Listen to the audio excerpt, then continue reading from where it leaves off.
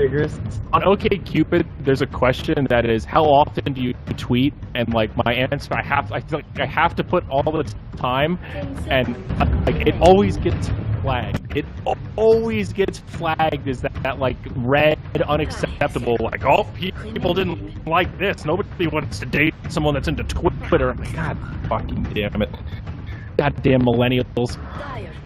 Is that a Meepo ban? What happened? Tweeting. All right, yeah, let's get this thing going. Did they Meepo someone? They must have. Now remember, right. Alliance is out. So yeah, they're done though. They could be doing something a little different here, shaking it up. 10 seconds. Did Secret just beat VP? I actually didn't get the update on that result. Who actually won? No, they VP won. VP with won. the VIO Okay. timing. So this is still a big deal for Secret in terms of they need this win.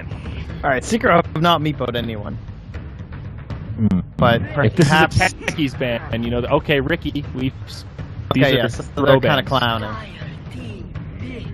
So they're like banning stuff that opens up more stuff in the beginning if you want to talk about it actually tactically. So it's like the better heroes are still left in the pool. Wow, first pick Skywrath Leshrac. All right, well, right. that solves it. Alliance are going to have some fun this game, and I'm ready. Rev up those engines, baby. Oh, that's so shitty, though. I hate this about these group stages. It's stupid. Like, they're first picking Skywrath Leshrac against a team that, like, now team... I don't know. I think that's dumb. Do you think... What do you mean? You think it's dumb from, like... I don't know how... Like, is there... I feel like if you have a smaller group stage, then this kind of scenarios, like, don't happen as much, you know what I mean? Where it's like... Well, yeah, there's more tiebreakers yes. and shit sometimes, but at least you don't have so many of these games where people just... It happens less, because in the big group stage, it's just... There's way more variance in terms of the order in which you play teams. Early. So there is, like, if it's a 16-team group stage or a 12-team group stage, it stands to reason that one of the lower teams could have, like, a hell day one where they play the top 5 seeded teams in the tournament that are in the group. So if they lose their first 6 games, they're mathematically eliminated. That is definitely mitigated by having more groups of less teams, 100%. It's not totally gone, but it's less of a factor. So I agree with you there. That's one of the drawbacks to this. But the big benefit, Trent, we get to see every team play each other. And when you have two groups, sometimes you don't get to see every matchup. So like most things in life, there's drawbacks and benefits. Yin and yang, if you will. Well, they don't want the Meepo happening. So I suppose at least that's gone. What's left in the pool here first? Secret. I wonder if we'll get like a Forev Tiny. Probably just gonna be Forev Slider, I reckon.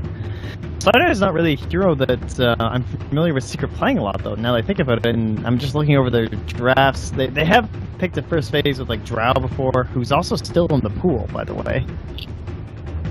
So Secret might just go Drow. Yeah, I like the then again, so might Alliance.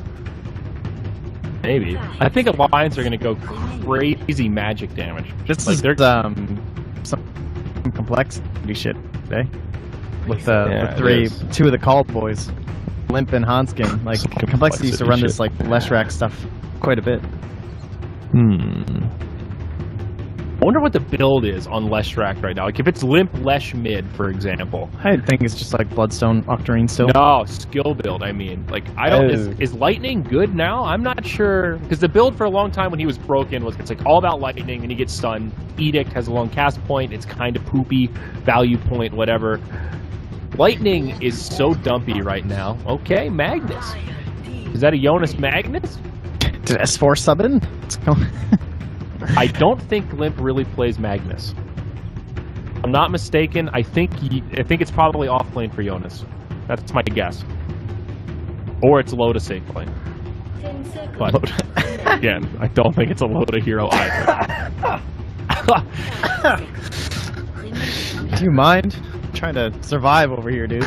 You're just throwing Loda safe lane Magnus at me?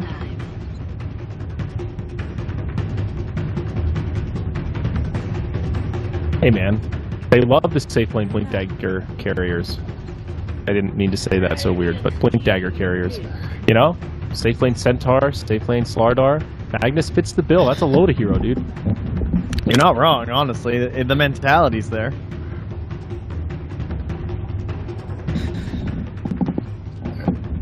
Yeah, there we go. Mic stand fully adjusted. Sven stands ready. Okay, this is more normal looking heroes. Magnus Sven, excellent combination. Good damage. Good life. Probably Magnus. Yeah, I really think I think it's gonna be mid. I'm sure Lim's just gonna play it. 10 seconds remaining. You think Limp's gonna play Magnus mid? Yeah, I think it's a core Leshrac in the off lane. 5 seconds. I think it's a core Leshrac mid, off lane Magnus, and I will bet you a whole Snickers. Reserve time. Okay. That's a good deal. Yep. Sorry. This is serious. Shouldn't be laughing. Hey, they did pudge. Would you look at that? Alrighty. Pudge gun. So Squishy Skyrath, squishy Leshrac. support. Yeah, it's actually not a bad punch game. I like it. You would have expected it from Alliance in Mhm. some ways. Oh, and Pudge Pudge isn't against- really the clown hero anymore, though. To be honest. No, Good no, it's hero. really not. And it's pretty good against Sven too. I think having a dismember to eat him while he's in the ult form. Gives you some really good lockdown for that big bad boy. Reserve time. Goes through BKB. There's some cool stuff there. So they need one more support. Oh no. Slardar, Pudge, 2 melees, Luna low attack range, Shadow Demon. Alliance gonna techies, last pick. Do you think Secret ban it? I bet they do. I would ban techies. Just because they have the Magnus. I think it's offlane Leshrac move style. I think they would do stupid ass shit. It's actually not the worst idea at this point.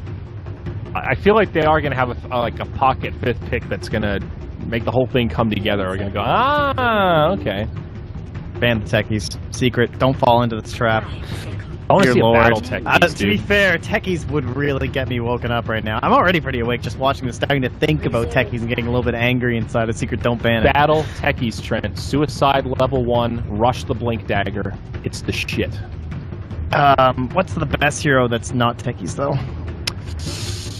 Well, it's hard to say, but they probably want a support. Yeah, exactly. That's what techies is. Yeah. I think it's a position 4 hero. I'm trying to think of other position 4s, though. I guess it could be 5 because like Skyrath's gonna be really busy harassing top with the Leshrac, which I think is what's happening. So it's like someone who chills with Sven.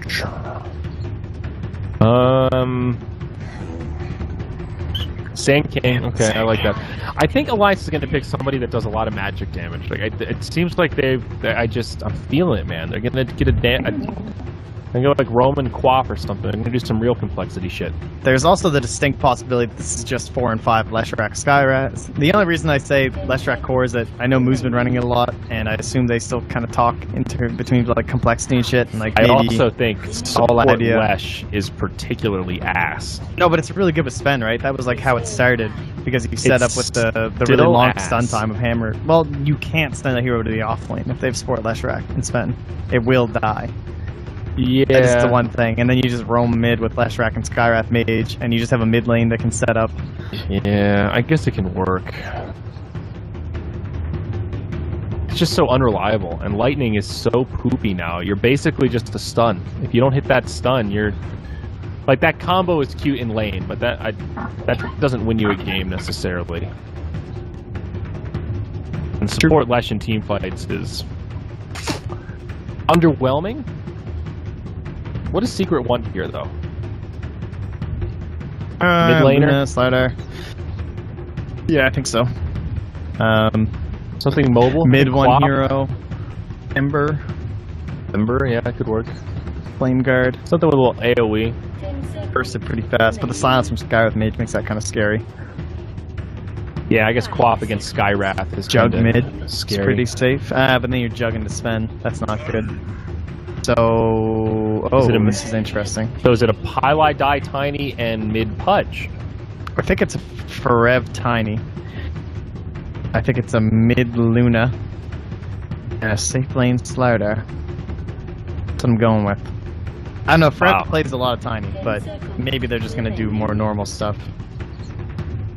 I really don't know. It's kind of odd. It'll probably be Forev Tiny, because he has been playing a lot for Secret. But watching their games is interesting. Dire side, you can do the pull, so he plays it off lane. You can just throw the higher camp into it, pull back the wave, get decent last hits. But it's really easily countered if you're expecting it from the side of the lines. You just run up and block the camp. They have good roamers and Leshrac and Skywrath Mage. So you assume now that if they're going to try that kind of cheeky stuff, you want the tri-lane bottom, so you make it support Skywrath Leshrac, I think, for sure. You send the Magnus mid, spend spot, and you pick an off-laner. Or, I mean, or you techies, obviously, but assuming they're not techies. What's their off-laner that's left? Void is not that good here. Darkseer's okay. I mean, giant wombo combo, but not the best Iron Shell friends. Do you have any particular off-laners you like? No, Void's banned No, anyway. because it's going to be Magnus off. Oh, it's Jonas, so they can just axe too. Oh, right, sorry, it's Magnus off. Oh, fuck you. It's gonna be Magnus off lane! That's a Snickers, so Montreal's coming, buddy. Looking forward to it. Yeah, I well, love as candy. I already explained to you, there's no Snickers here. Oh, fuck. Alright, I'm gonna bring a Snickers, give it to you so you can give it back to me. You know what? This was a gifted Snickers. Double gifted, in fact. Off-lane Magnus. It is, however, support Leshrac. So we were both right, in a way, in our very own separate ways. Kind of cool. Off-lane Magnus, definitely a little bit risky. I'm excited to see what Jonas does. Like, can Magnus go Iron Talon? Like, I want to say yes. I don't see any reason why he couldn't if the lane is, like, unbearable. I really think they should have just techies once that Tiny got picked. They would have had Pylai die to kill wards, or rather to kill mines. That was it. Disappoint me in the alliance. Come on, man. So you're gonna pick? I mean, then again, I'm the one who's flaming them for throwing games. But I mean, if you're gonna throw a game with a Meepo ban, you just. So you're gonna pick DP again here for number 2, or what do you have in mind? Oh yeah, these things. Oh, lol. Yeah, nice one. Smite kills 0. Magic or pure. 15 denies. A game end. Is that Luna? Who's gonna deny a lot? Loda probably. Because I could like Loda likes to deny equilibrium, packet loss. Ooh, where'd my packet go? 0 to 5. The number 4 is so stupid. It's like almost always 0 to 500 unless you have a PA. I guess Sven is like one of those heroes that could potentially get a massive crit. This one's like kind of dumb. It's almost always 0 until it gets just like kind of random on how long you think the game's gonna be. Yeah, these are all kind of stupid, honestly. Are you gonna go over 500? Physical damage a hero will do to another in 1 hit. Like if this goes late, I'm going Sven, 750. Okay. I think, yeah, sure, why not? Is this going to be a long game, denies. or are they going to get run over? I'm going to go 0 to 500. I'm staying true to the course. Oh, secret. Dun. So, it's not going to be the Forever Tiny. We don't get the fun stuff. I thought maybe just because the game... Well, I guess it still matters a lot to Secret, so they're not really going to be throwing or anything, but it's more normal stuff. Mid on the Tiny. Get the nice levels. Aggro, Tri-Lane, Luna. Alright. Highlight Die Shadow Demon. Tiny headed mid here. Poor man's shield. Interesting. Secret. Hungry for some early aggression. It looks like they won't find too much of it. Yeah. He dancing? Oh, he almost got hooked. With a Slardar next to him, that actually would have been pretty scary. Yeah. Okay. All good. Let's check out these Lesh cosmetics. Let's check it out, EGM. Pretty sick. Highlight Die. It's all about that weapon. Do you remember when they added weapons for Lesh? Like, that was a whole thing. He used to just have hands. RTZ was like psyched. Oh no, puppy! They found him in Roche! I mean, he's a Pudge, though. Well, then again, he is level 1 hook. Yeah, he's in a little sticky wicket. Highlight dies on his way in. Hanskin. I think they want to chase this. They'll get as much damage as they can. Wow, EGM finds the stun, but nice now the hook from Puppy. This could go the other way. Tower starting to fly through, but Puppy getting low from Hanskin. Now the stun from Loda. Highlight die. He will die first. Loda gets the first blood on Sven after that long sequence, and MP Rutro. Those are some stairs. That's going to be another stun. Hanskin, is he going to get these auto attacks off? He's got him! Alright, he's not fine. Trent, go get some more coffee, my friend. Oh, interesting. So what a weird sequence. I mean, with the setup Sun from Sven, though, like, we haven't even had to see that yet. That was just, like, running down steps and stuff for easy Leshrac stuns. That was also, like, you know, first Skywrath Mana Pool, Extreme Harass. Like, they just took way too much damage there. Puppy tried to be sneaky. They caught him. Oh, it's unfortunate for the Dire. First blood for Loda. Come on, Loader. So, oh, yeah, Pudge is just denying. Suicidal. Right. Let's go back to this DP pick, by the way, because I love the Secret Tiny. I think they might have been considering it still, but once you have the DP, it was a smart pick from Alliance because they saw the fact that, like, they could match this up in any way that they're going to get a win in the mid lane, basically, like, no matter what with what they do. DP can dominate any melee person or Luna, so they were guaranteed to get something really nice in the mid, either mid Luna or mid Tiny. So Limp's going to have a good time, going to help them snowball, and honestly, with that coming out, I think Alliance have the stronger draft. Yeah, Limp's dominating pretty hard. Mid one actually just got creep blocked a little bit there, and Skywrath finds the kill on Shadow Demon. Might be on that one, sorry. It's just like with aggro Luna, like if they get the first blood, it can look so much better for the Dire right now. It's just like... Yep, and I think the other thing is up top, you've got Magnus and Slardar trading evenly. Scary on both sides, but I think for Magnus, his farm early on is a little more delicate. For Slardar, he can reliably get Iron Talon, head into the jungle. We've seen it a lot. Magnus, if he has a good lane, that's usually a sign that he's going to be able to transition into the mid game pretty effectively. He also needs experience, all this kind of stuff. And putting him in the off lane, there's a lot of power on that hero getting this kind of space. So these are 3 lanes now for Alliance that look pretty solid. Yeah, it's nothing better than being versus a melee hero as Magnus. It's fantastic. Yeah. Yo, Jonas is doing some Quelling Blade dropping. Look at this badass. Hold on, That's down bottom. Nice defensive hook from Puppy, keeps MP alive. Yeah, but who cares about that when this guy's like dropping Quelling Blades for last hits? You see what I mean? Like, this guy's a player. Why is he dropping his Quelling Blade? Because the damage underneath tower. If he doesn't drop it, then it doesn't sync up right. Yeah, okay. Because he's a boss, guys. Jonas has been playing for a pretty long time, man. I remember him vividly from when the first tournament I cast in Han in like 2011. He is kind of an Still OG. trucking. Yeah, man. Oh, look, Pudge denied to a neutral creep. Wow. So I haven't really been paying attention to Puppy, but has he basically just been farming, finishing off his HP pool, buying stuff, and then just rinse and repeat? Uh-oh, Hanskin, Highlight Die going at it. Who wins this duel? Looks like it'll be the Dire. MP joining the party, but now Loda, he's here. He's got the stun. It's another long sequence. MP out of mana. Hanskin out of mana as well. No? Okay, all right, EGM. Stick charges. EGM finds the stun. He clips him. EGM, what a hero. The Kobolds, though, the true heroes, give him the whips.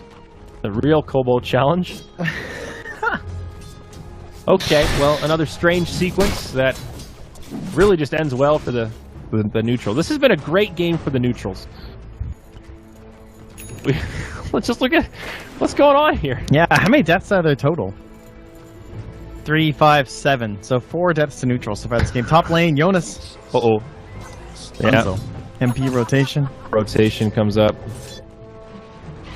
A weird game so far. All right, let's take a look. Overall net worth, Radiant are still super far ahead. What we described in the lanes is still pretty much transpiring. They will rotate now, however, mid lane. Limp takes a combo for mid one, but he's got the Spirit Siphon on. Level 6, no point in the Exorcism.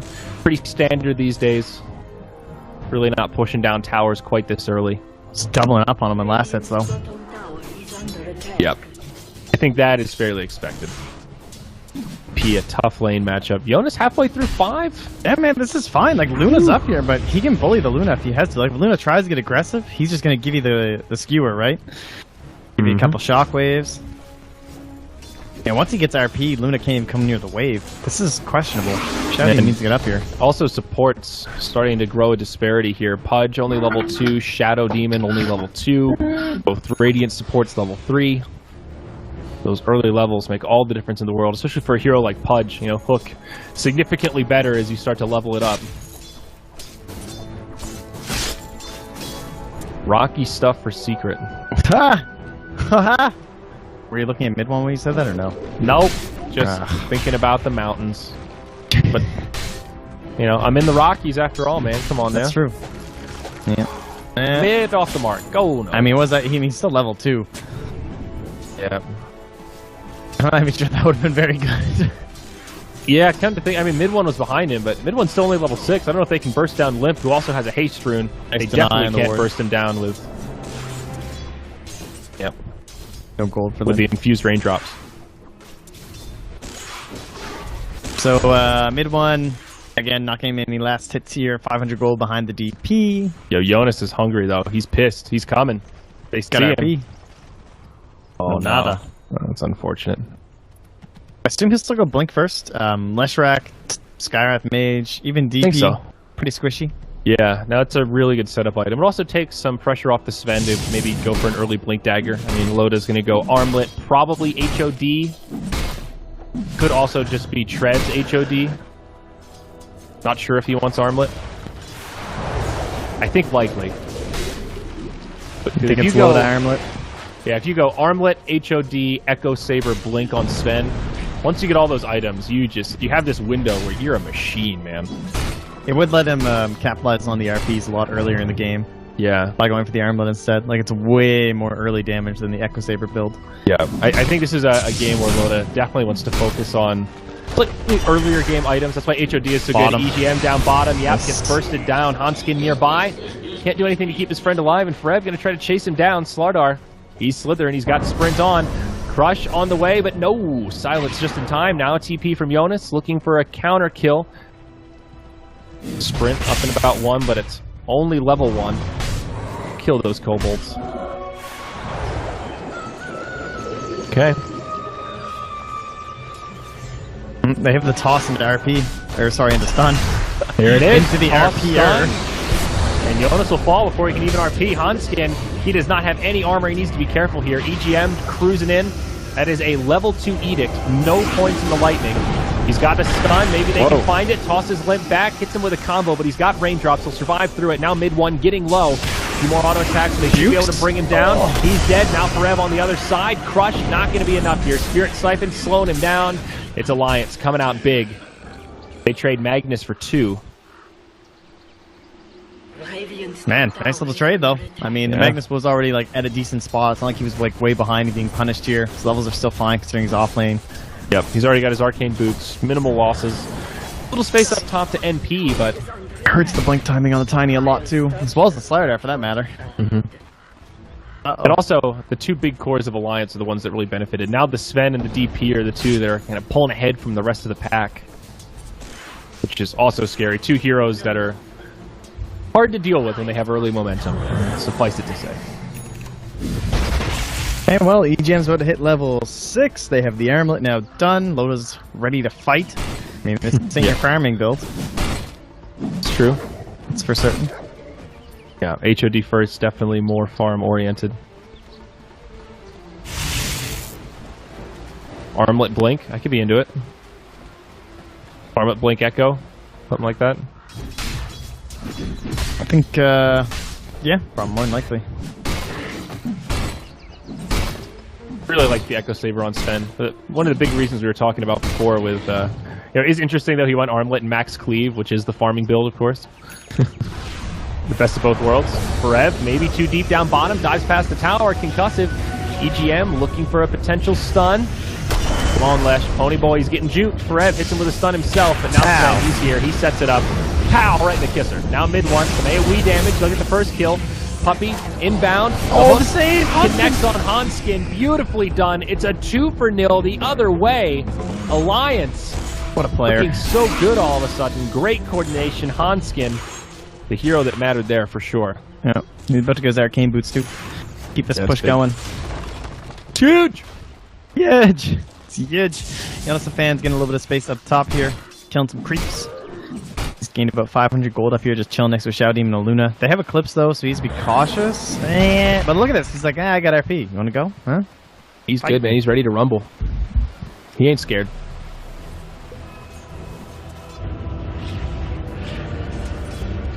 Limp going for Yules this game. Nope, gonna pick up the drums. Tread drum. Okay. Yo mama's so fat, it takes 5 warlocks to summon her. Oh! Dire's middle tower. Yeah, that's a good slam. Radiant's bottom It takes 5 warlocks. That hurts. Oh boy. Shadow Demon, set up. I mean, he's in. Oh. Jonas taking a lot of burst damage. There he is. He's dead. In comes Limp. He's got some friends inbound. Pili Die will pay for his insolence. Any more? Nope. MP mid one gonna make it out. So they go 1 for 1. A lot of TPs, support for core. Not ideal, but hey, this is space creator for loader. Look at this. He's loading them up and he's killing them down. Nice big Manual stack stack. there. No help required. Hey man, it works. Look at that. They just earn him up. They smoke immediately. He's going Echo Saber. It's like pops on the high ground, mid one, good position. Some stacks here for Secret as well. Puppy level 5, the pretty decent range on hook. Good positioning here. Defensive hook to try and save mid one, but is it going to be enough? It might not be. EGM, Pony Boy catches up and he's got the damage. You know, I have to say here, Trent, this support Lesh so far has been pretty impressive. EGM's been killing it. Yeah, he's been nailing the stuns. That is the key aspect. Oh, YOLO. No. I half expected them to do it, but I'm not even sure they knew the Luna was there. Obviously, they did. Yeah, Well, I mean, they they did. knew that she was still at the tower, I should say. Probably just thought she TP'd out already. Man, I am she's really a glad he's fast doing hero. this build, though. I'm glad he's not getting Lightning Storm. Like, I don't know if you've played Lesh recently, but it's just... It doesn't feel worth the mana cost. Radiant structure. Well, especially on 120 support. for 200 It's just- damage. Yeah, It's much more important with this armlet and shit to have the edict going for tower pushing. Right. And of course, leveling up the stun is great for the bigger radius and all that good stuff. Look More how he's damage. holding it though, because he doesn't have that much mana, and like they're already pushing in. They're using the exorcism. This way, like he has mana to actually stun and play in. Support Lesh reminds me a little bit of like a support Wind Ranger. You know, if you're really good at shackles and you can just max shackle and keep landing them, you're probably a bitch in support. Same deal with Lesh. If you can land those stuns, like, you're killing it. There's a big if, though. Yeah. Well, double tower gold now, pumping on into these guys. Jonas and Van getting up into his Blink Dagger. Blink Dagger picked up on the Dire side up with the Slardar. And a tiny 500 gold away from his own. So their own momentum-based rolling lineup between Slardar and Tiny is behind. Tiny's at 3,800 gold. I mean, he's 300 gold ahead of a Magnus. Game sucks. Tiny Having got fun. shut down. This is... Yeah, it does feel like a I mean, they support threw Tiny. him. That's why I thought it was going to be off lane, because like they threw him mid, but then the DP comes out and it's like, well, we can't throw our Luna into that. Yeah, So- you have to sacrifice somebody. At least Tiny can still do some burst damage without Pressure farm. on the Loda, but lol. Forev shows off the Blink Dagger. Puppy shows off that sick creep hook. Barely does damage. This is brutal. Siona's close to Blink. Yeah, 1,700, not too far. Loda, back in Ancients. They have vision of him, doesn't even care. Stun on Forev, he's dead. That's what happens when Slardar stands there. EGM hooked, instant silence on Puppy. Well done with Limp, and EGM will be fine. And again, space created for Loda. Yeah, just more urns. Pressure keeps going. Mid one, he's getting a lot of room down bottom. He is getting up into his own Blink, but similarly up top, Jonas Van doing the same thing. Clears out the small camp, medium camp, and he's Blink in. is great on Tiny, but a lot of it is the timing. And at 15 minutes, I feel like some of the threat is neutralized. Yeah, he'll be level 9, so he'll be level 10. He does 1,000 damage right now if he blinks and does his full combo and 2 right clicks on you. So Lesh is not a full combo. Well, Magnus is close. DP's good, Sven is good. Obviously, Skywrath is the weak one that he'll try to pick on. But, yeah, you know, if you got this 5 minutes earlier, 3 minutes earlier, before EGM gets this Vitality booster, for example, you could probably find some pickoffs there. This item definitely gets a little bit less valuable the later you pick it up at this stage. I mean, look at the items they're building, too. Like, The Death Prophet has the Vit Booster and an Ogre Club, so she's just getting raw survivability up against the tiny Blink. I know it's the only way they die. It's all just magic. So and now Echo Saber up on Sven. Important. Yeah, everybody's building pretty tanky here. There's also a real big lack of synergy there between the Tiny and the Slider, because you're like blinking all this magic damage, but it doesn't do anything to the minus armor. Then again, I mean, his right clicks are decent, you get 2 of them off, but... And it's still double stun, though. I mean, Slardar has some burst damage. It's not magic. Yeah, no, I just mean like the amp, though. Like, doesn't really help out Tiny it's not the most synergy, but still, between the 2 of them, with all that spell damage and then the right clicks, it's still pretty dirty. I mean, I'll take it. Always dirty. Smoke pops on Skyrath, they know they're in. Rev, the one that takes the first bit of damage. Hook does connect on EGM. He gets comboed. Good night, sweet Leshrac. Up top, Jonas, RP on 2. You are down. Oh, stun on Sven. Here we go. That's the setup. Now Luna pops the Eclipse. Loda hooked up to the high ground. Puppey eats it, but it's too little, too late. Puppey won't even find the kill. Exorcism deployed at the end. It's a 2 for 3. Where did Sven die? Oh, Shadow Demon poison. Must be. Okay, so ends up surprisingly good for Secret. 3 for 2. They still trade even in net worth. Wow, yeah, I did not realize. Pilot Eye God. 851 gold, unfortunately going to the Shadow Demon. I thought Sven was good. Like, clear, I mean, you know. Yeah. Good in the fight. Loda is about to have Blink, though, so those kind of situations get a little easier. That RP from Jonas, was that blind? I think he division from EGM dying, right? Oh, yeah, EGM was up there, okay. Yeah. It was like a really good effort at a huge RP. It was good positioning from Secret, being kind of spread all around this area. We still managed to catch 2, but it could have been a lot worse. Also, kind of a strange build from Jonas. He's gone for maxed out Empower instead of points and Skewer.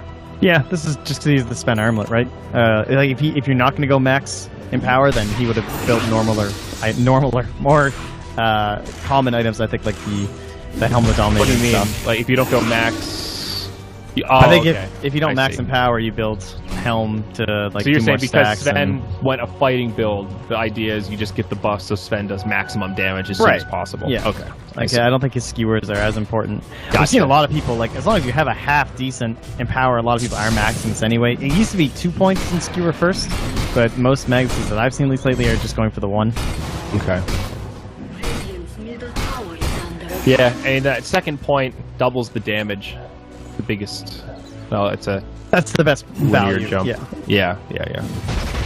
But this percentage is nice, difference. But yeah, exactly. Yeah, the distance scale's okay. It's one of those ones where you really feel the difference between 900 and 1200, but you don't feel the individual jumps nearly as hard. Little illusion harass here. Surprise, surprise. Is that a dire scan? Yep. Loda hungry.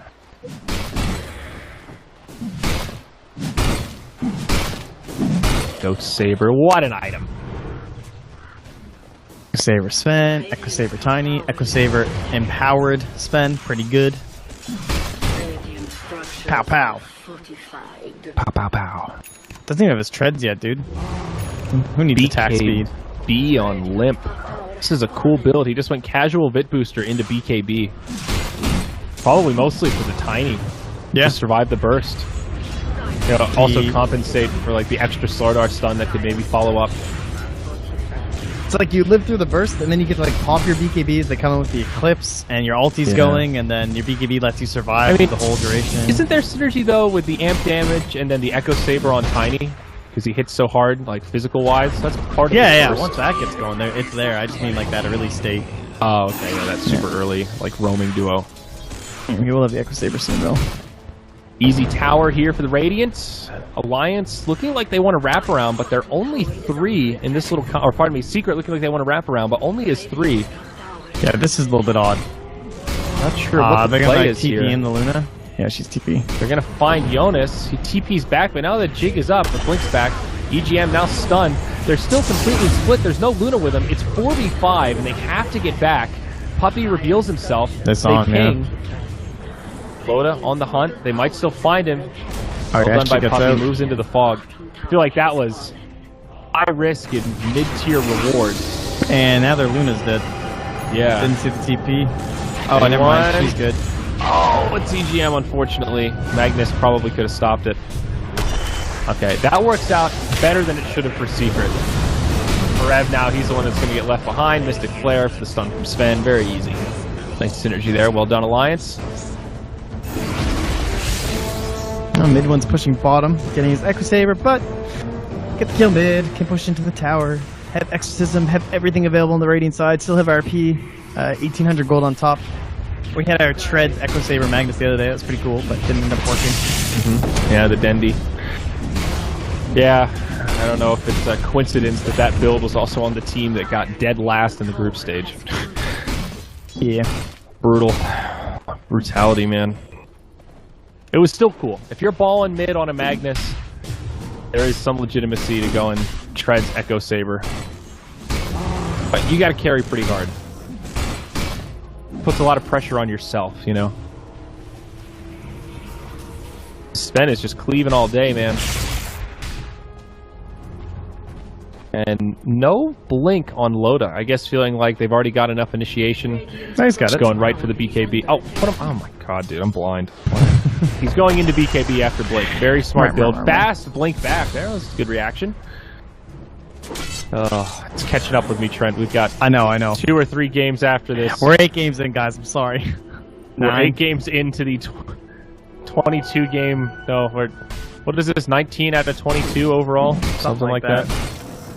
I've lost track. What's up with Loda? No treads. I think he's holding out for BOTs, man. The bots. What does he need treads for? I don't know, the in-between Echo Saber hits?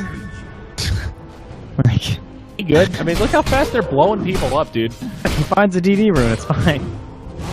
Who needs anything else in life? I mean, honestly, right now the Alliance strategy has been just catch them with a stun and then blow them up with magic damage. The Loda auto attacks have kind of been tertiary to the rest of the plan. His BKB's done, dude. They have double 10-second BKB. You can just go take Roche, not even have to worry about a fight. And a gem, too. They are ready to command and conquer. DP now has a plate mail, so she's extra tanky. Here we go. Alright, how do they win this game with Secret? Because I think they might have lost.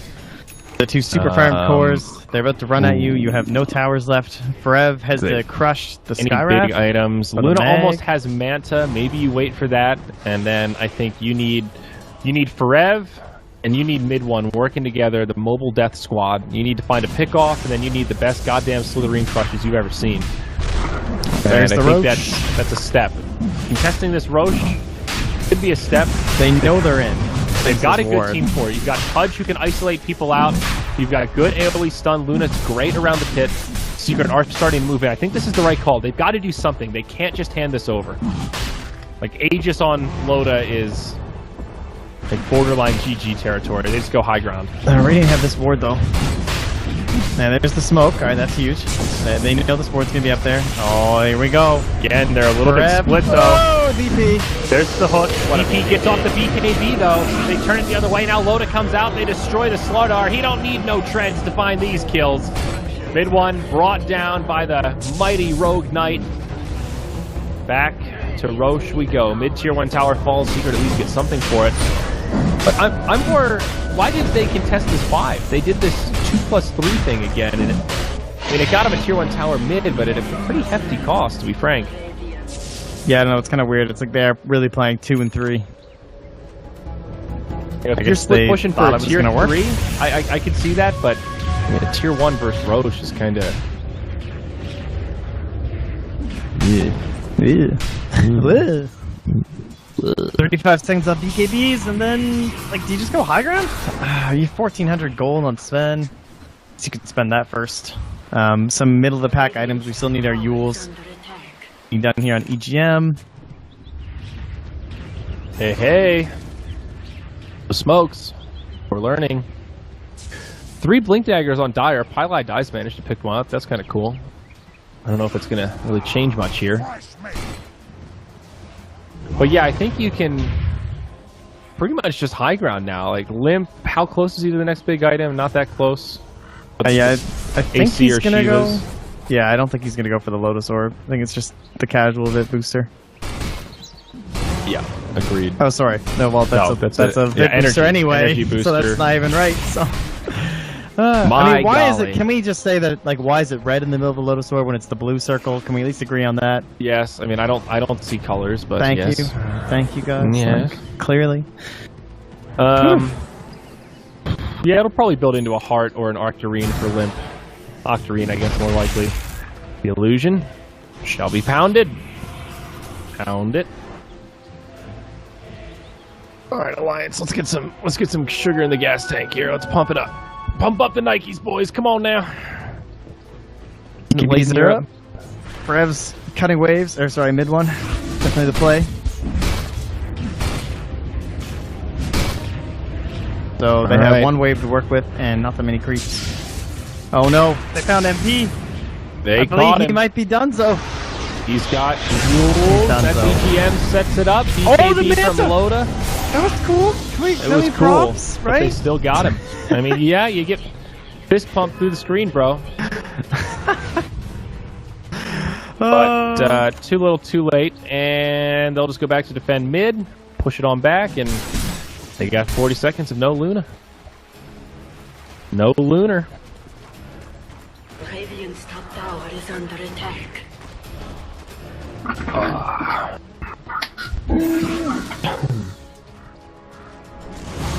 Well, Loda and crew just kind of took this one by the balls.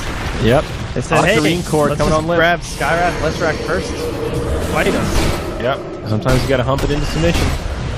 How do they just ban Neepo first like that? And then Ricky. EGM gets hooked. Jules buys him a little time. Whip. Now used by the Dire. EGM gets force stabbed out. Sharing is caring. They'll keep him alive. Luna now respawns. Alliance back out with the reset. Rev misses the crush. And now they might be thinking about a reinitiation. MP caught by the RP. No skewer. There it is. They'll get the kill on Luna. And she's down for another 50. Nicely done. Loda barely lives. And Limp will have a little bit of duration left on his ult as they reinitiate here. Oh, that's Loda's Aegis. Okay. Well, that's alright. They still get the tower. And there's no glyph. But they need to be careful getting hooked into tier 4 towers. That's scary stuff. Why did BKB Shaggy- on Loda. Oh. Pilot Eye just gooped. That was 8-second BKB, but that's alright. They get the melee barracks. I'm not sure if Secret can really win this one without Alliance doing some kind of crazy throw. Once Limp has Octarine, this gets so difficult. Yeah, I'm kind of surprised he's even going for the Octarine. I thought maybe just because, like, obviously he picked up casual plate mail, but it's one of those games where, like, are they even going to get the value out of Octarine core? You know? Yeah, it's Supposed to get the double heal bonus. It's not just about the cooldown, the ultimate. That's why the item synergizes so well with the hero. But Limp hands off the bottle to give the DD to Loda some Eternal Envy tactics, stolen back from the old No Tide Hunter days. Here we go. And they might get themselves a nice little pick because of it. Dire had no vision. They have no idea where they are. Puppy is definitely the feeder, like being like, "Come on in, guys." Oh, look, they got tricked by an illusion. Oh no. Well, that's a bummer. Loader. Playing a little Doter in the top lane. There is an Octarine so close though on DP. Nope. It's the next item here. The Shadow Blade on the Magnus. Also excellent. Yeah. He's also carrying the gem. Bought by Limp. As purchased by Limp. Bottom tower is under attack. Loda. Double damage. The game-winning rune. What are we on the buyback status? This is a 14k net worth lead, by the way. No buyback. Okay. No important buybacks. The core We've is got none of them Pudge have it. and Shadow Deep. I think that's it. Yeah. No glyph, which might be a bigger problem. Crush from Slardar. Hook now from Puppy, but instant BKB from Loda. Doesn't even use the Dismember. They'll just focus on objectives. There's not much that Secret can do. And look, they just leave like, nothing. Secret pretty much just watched their barracks die. Jonas and wants the that was RP. all- Right. He didn't use it. It was all both pump fakes. Yep. Just psyching them out. That was pretty clutch. Both of those were pretty close to They going have off. vision of them now, though. Like, Yep, there's the crush on Lip, and he's about to get healed up. He should live through this. Compliments of the Ghost. Now he pops the BKB. Perfect timing for him. And now MP kind of gets left behind. He uses the Eclipse. He's doing some good damage, but it will cost him his life. And he does not even find a single kill. Now Slardar comes in, does clean up the Skywrath. It's 800 gold unstoppable streak. Will they find more? It's a 4v4 left on the field, but of course, Ultimate's on cooldown. Slardar, he's blinking all over the place. Where the fuck is he? There he is. He's down there. DP. Dies first. Now they'll turn it on to Ferev. Puppy eating somebody in the backline, but Ferev gets off another crush. They'll actually clean this up. Loda, he gets craggied. First hit by the Tiny, and then just turned around on. Now EGM, making a little bit of space. The lone survivor. He does not have a TP. Pops the urn, and he might actually live. EGM. Crazy bastard. Oh, I missed the recap. God damn it.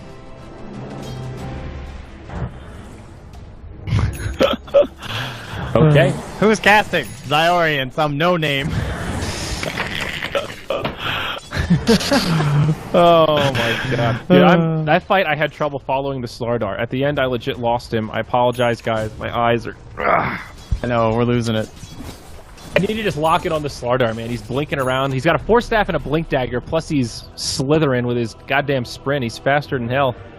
That was a surprisingly good fight for Secret, though. I mean, it just makes a little dent into the gold graph, and unfortunately, I mean, the real shame is that now that they took a good team fight, they've already had their base crippled, and the Octarine core is up on DP. So this ult, 100-second cooldown, they can kind of just throw bodies at this bottom tier 3, and eventually that barracks is going to fall for Alliance. Their sieging at this point is so easy. Kind of rinse and repeat, pop BKB. Got this. Some no-name. Well, that Vit finally got converted into a Rod of Atos here for EGM. An Atos! Yeah, nice little item. I thought maybe DP was going to get one while they were snowballing with the other one, but then she was able to just hold out long enough to get the Octarine. Hello, Pylai die. Loda uses the BKB, goes in on the mid one, gets a little slow for the Echo Saber, and now Jonas with the RP. But there are a lot of friends nearby, and they are completely isolated. Loda in a lot of trouble. He's gotten eaten by Pudge. He gets the stun. He gets the turn. He buys a little more time for his team, and now the cavalry has arrived. Eclipse comes out. Jonas could still die. Hanskin taking a lot of damage, but MP managed to dodge. He could still stay alive. Will not. Now on the backside, Tiny's on the run. They hit him with the urn. Say goodnight to your Blink Dagger. He has the gem. They need this kill, and they might find it. EGM caught by the E-Blade there, but the Soul Sucky will come down. The gem hits the deck, and it's another okay fight for Alliance. 3 for 4. They find a small advantage. There is backdoor protection. They've got good creequilibrium, so they can't charge up to the high ground with the ghosties, but they still find another successful engagement. Yep. This is the old school Tiny build, eh?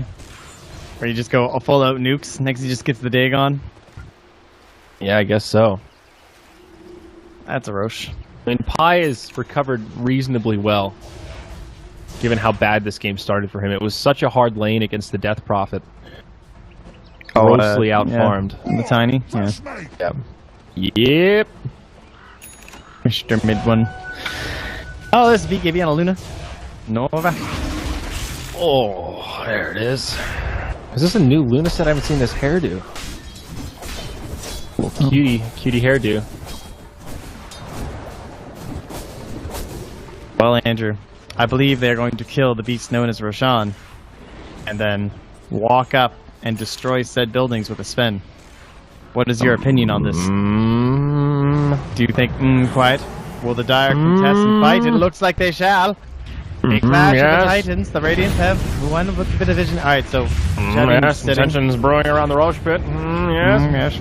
Loda. Oh, he's got a Soul Kuros now. Alright, even more attack speed. Yes. Forget about Roche, dude. They're going straight for the base. Oh, lame. So rude, dude. Harley. Come on, Loda. Oh. Well, they... Illusion. Okay. Alright, they're good. All good. Just a little war cry. Where's the Pudge? Where's Biggie? There he is. He hooks Loader. But it's a BKB. They all disengage. That's a value hook. They did also use Demonic Purge. Be up right around the same time the BKB is. Hey, hey, hey. I mean, are you gonna find a better time to try and force a fight, though? No. No BKB on Sven? But Shiva's Guard on Death Prophet. She also has the BKB.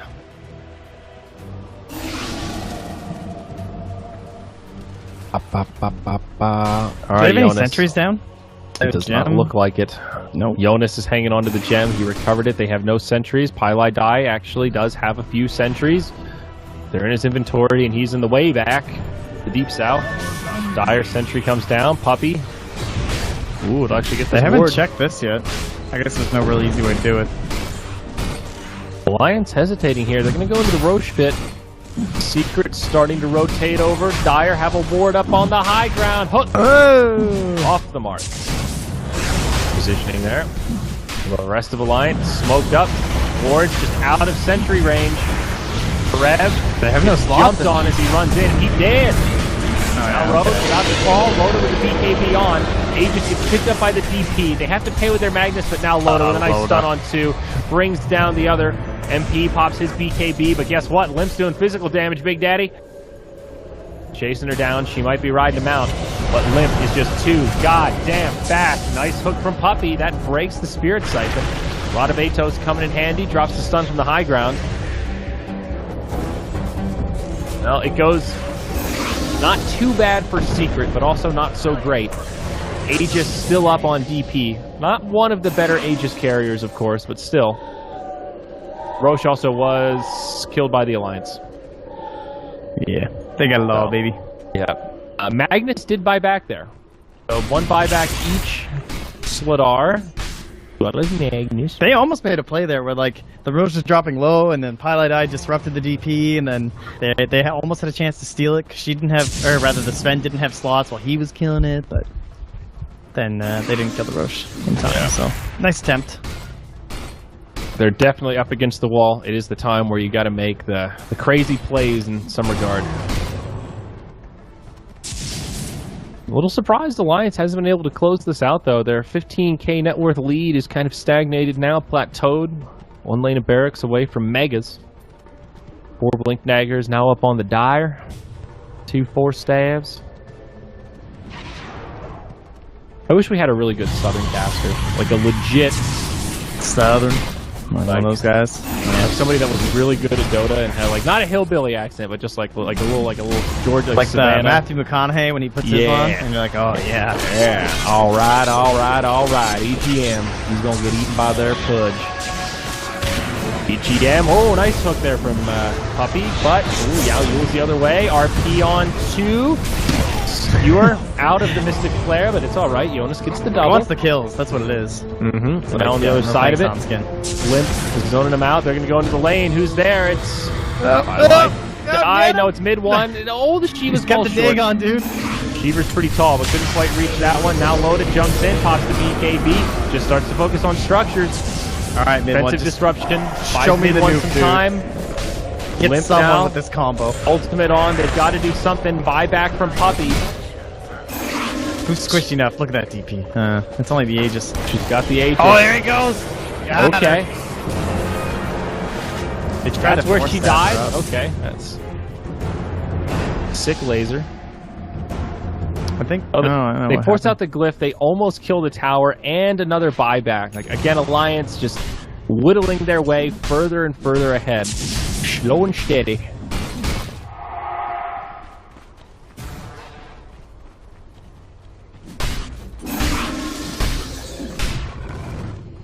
Boop, boop, boop.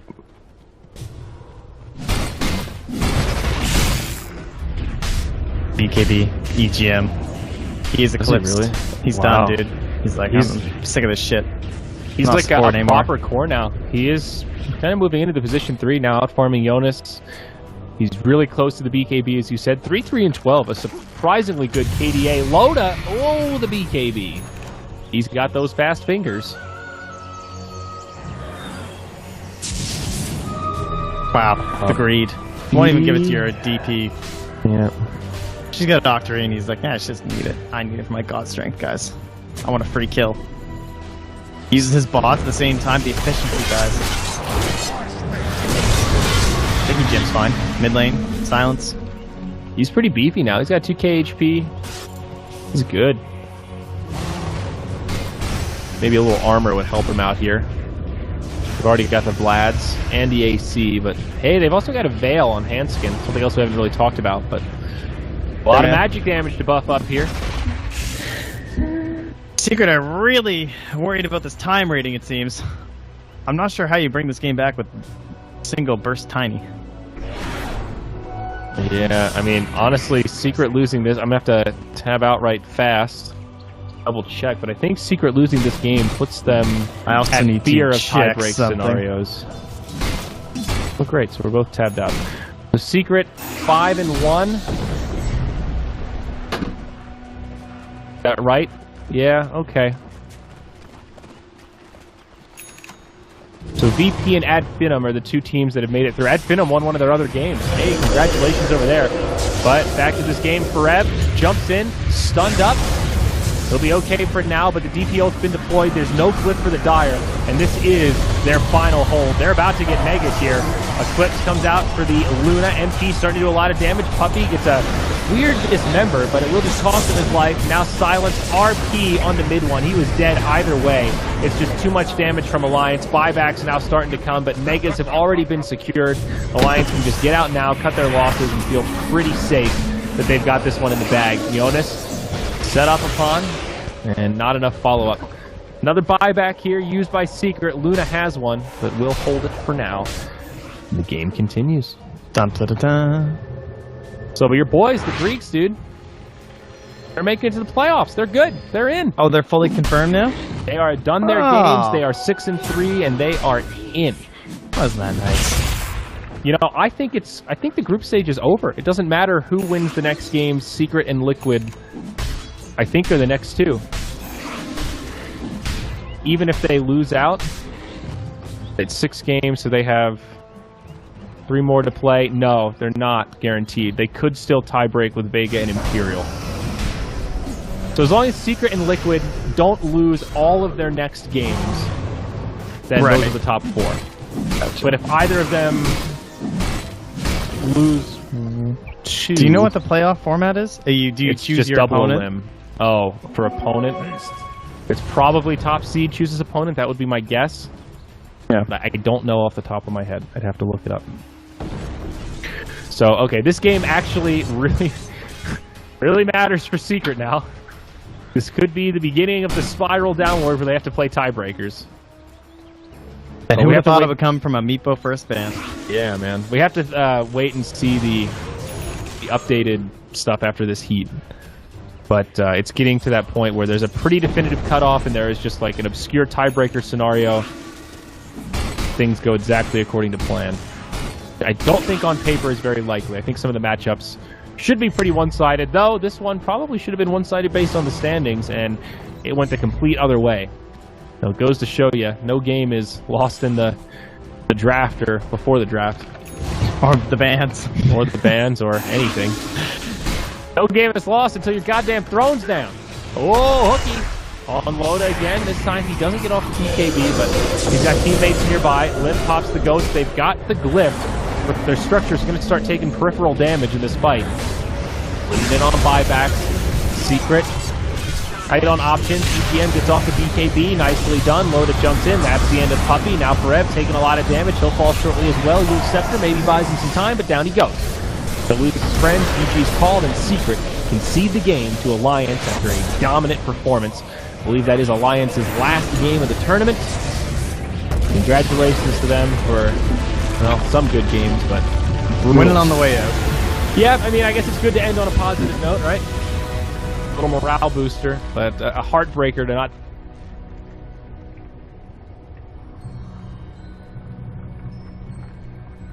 True. Of course, you know, reformed and whatnot, but... Yeah.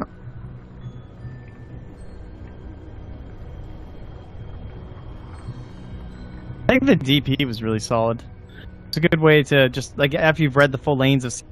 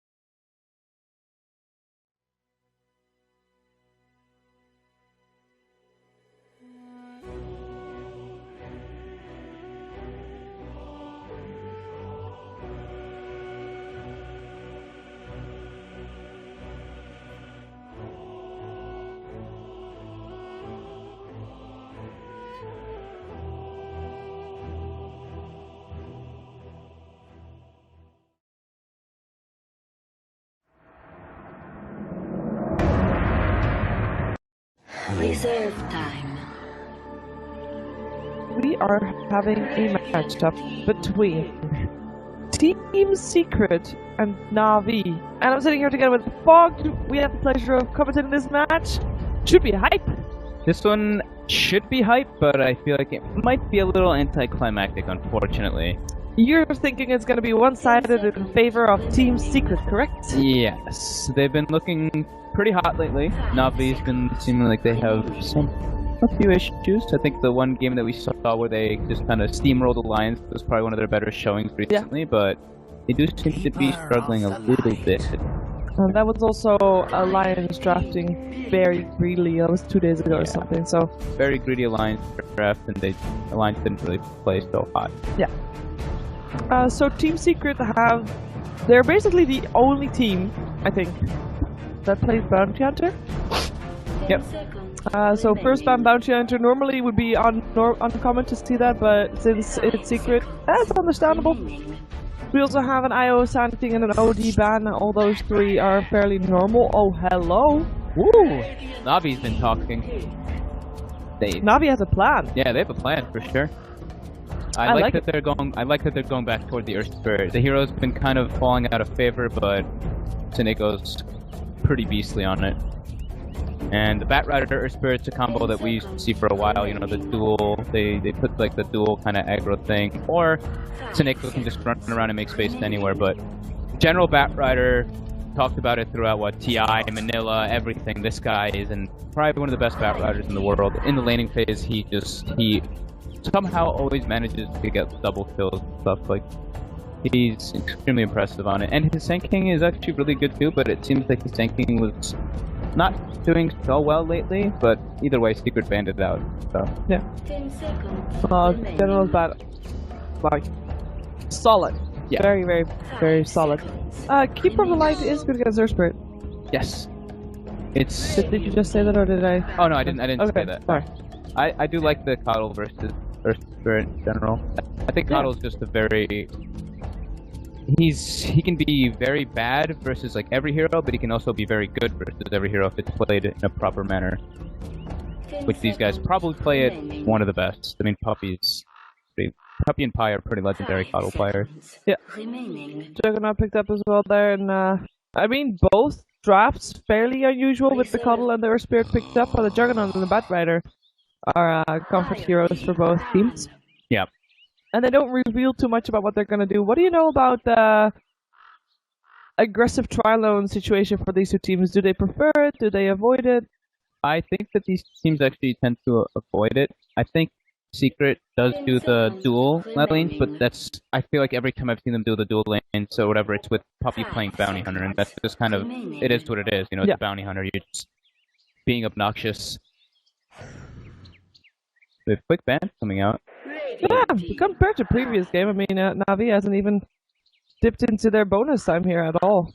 Yeah, Timber, a very annoying hero. Pretty sure that, Secret played it a few times. Not too much, actually, but they didn't want to... I don't think Navi wants to play versus it anyway. That hero can be annoying as hell, especially with Coddle getting the chakram with the double Whirling Deaths. Just this massive damage potential. Yeah, I like the Warlock ban as well. We saw yesterday how successful it was for Alliance. Sorry, was that yesterday? We saw how successful it was for Escape. Escape was 2 days Tuesday. Everything's all big. Yeah, all games are blended into one, but very successful hero, I think anyway. A hero that we're gonna see a lot more of these qualifiers, and Shadow Demon removed as well. Annoying hero is all. Yeah, just a strong, obnoxious hero, easy to rotate with, and wow, that's a very early Sven pickup, but it's great versus Juggernaut in majority of favors. The Warcry is always good. Jug is pretty much pure physical besides Blade Fury. Yeah, it's surprising to see Sven picked up so early. It really makes me think that Navi has got like this specific plan that they're going for. Yeah, it does. It really does seem like that. They've got a lot of lockdown already on their heroes. They're already sleeping a lot. But Ogre picked up, so that was one that we saw was banned first too in the last series because Imperial plays it like every single game. But yeah, this Ogre hero is falling into a very high fashion apparently. been drafted like first two a lot of the time. But yeah, this is the first time I've seen it on Radiant in the last week, at least. From the games I've seen. Yeah, we've seen it be very successful on the dire side so far. Yeah. Overall, though, with the Juggernaut, it pairs up nicely. It's still very strong as lane harass, and Bloodlust is strong as ever.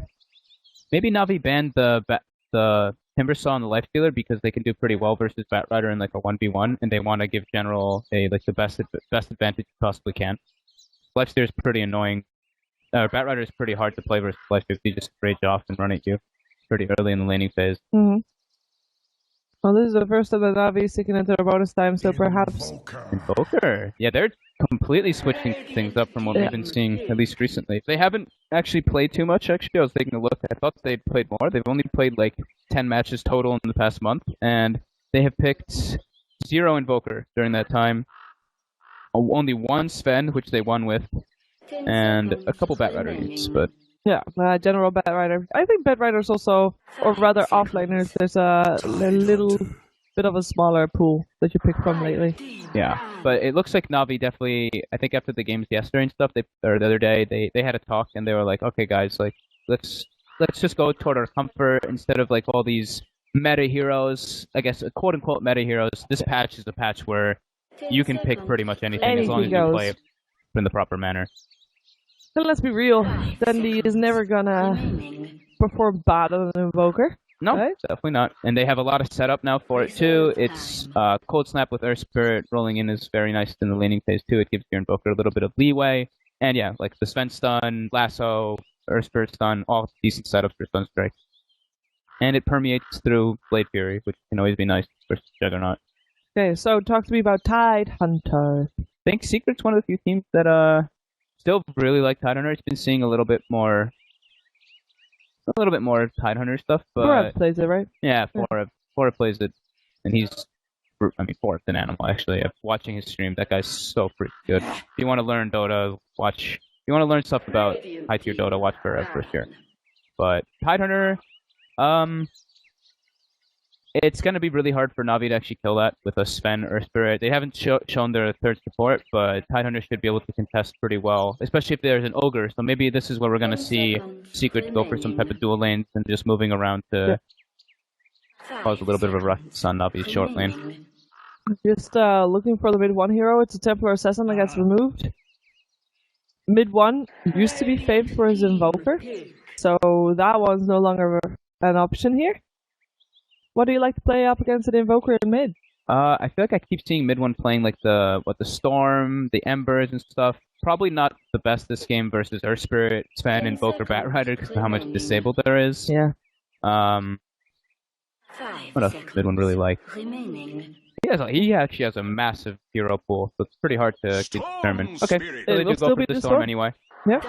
I just feel like they love this because it's, I don't know, just maybe one of its strongest heroes. It benefits from Bloodlust. He just likes it a lot. Why not? If he's super confident. If it works for them, and I think if he gets the right backup in terms of support, he should be okay.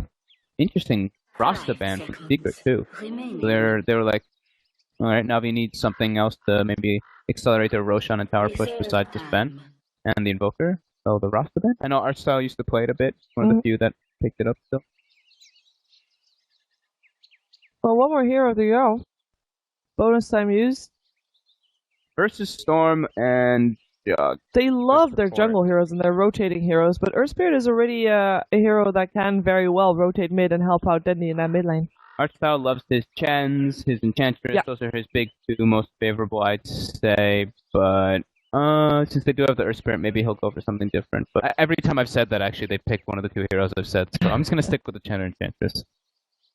Well, maybe it's going to be a bigger curveball. Enigma. Oh, wait, I haven't seen that hero in ages. No, exactly. That's one of the few. I mean, it's also a jungle hero, but it's not as aggressive in the early game. And Artstyle really likes to be aggressive in the early game, so it really depends on how active they're planning, like you said, how active they're planning to be with that Earth Spirit, and how much control they want to give Sven over the lane. And of course, if they're expecting a dual lane from the Tidehunter, or if they're they're expecting just a solo Tidehunter or not, and it will be a silencer there, so... It's great synergy with the Batrider, something that it's like a combo that we've seen many times from lots of teams, but didn't really expect that one to come out of Na'Vi. But Na'Vi is they completely changed up their plan from what we've seen in the last like couple weeks at least. They're going back to their comfort, and I feel like this should look pretty good for Na'Vi. I think the draft is fairly even, but I like that Na'Vi's going back to what they like, but they do have a pretty hard game set for them. They do have it's a Sven and Invoker as their two core heroes versus the Storm Jug. Just that matchup in general is a little bit tough because the Storm and the Jug are going to be benefiting from Bloodlust the entire time. Last player to be killed before the GG is called. What? Wait, is that before the GG is called? Oh, just the last person to die, right? Last person to die. Wait. Pilot die? Why not? Why not? I have no idea. Will a tower be killed before 10 minutes? Not with this lineup. I don't think either team should get a tower kill. Maybe Secret if the offlane gets like crushed. Hold that thought! Uh-oh. Chirra. There's a gush available, there's not enough range. He skilled the gush right away too, so what? This is an aggro. Yeah. More than likely. He even has boots. Total number of Roshan kills. That one could be a couple. 3? 2. 2's priceless. 2 seems like such a safe one. Total number of Smoke Gang kills at game end. What kind of questions are these? 13? The game has to go forever for 13.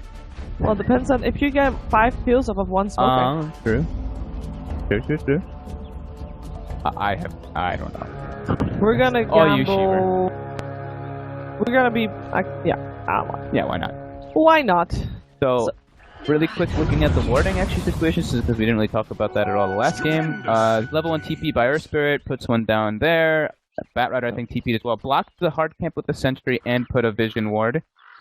And then the Secret side puts one to block the pole camp. So they're doing like a pseudo dual lane like we were mentioning, and Puppy's just kind of run around wherever.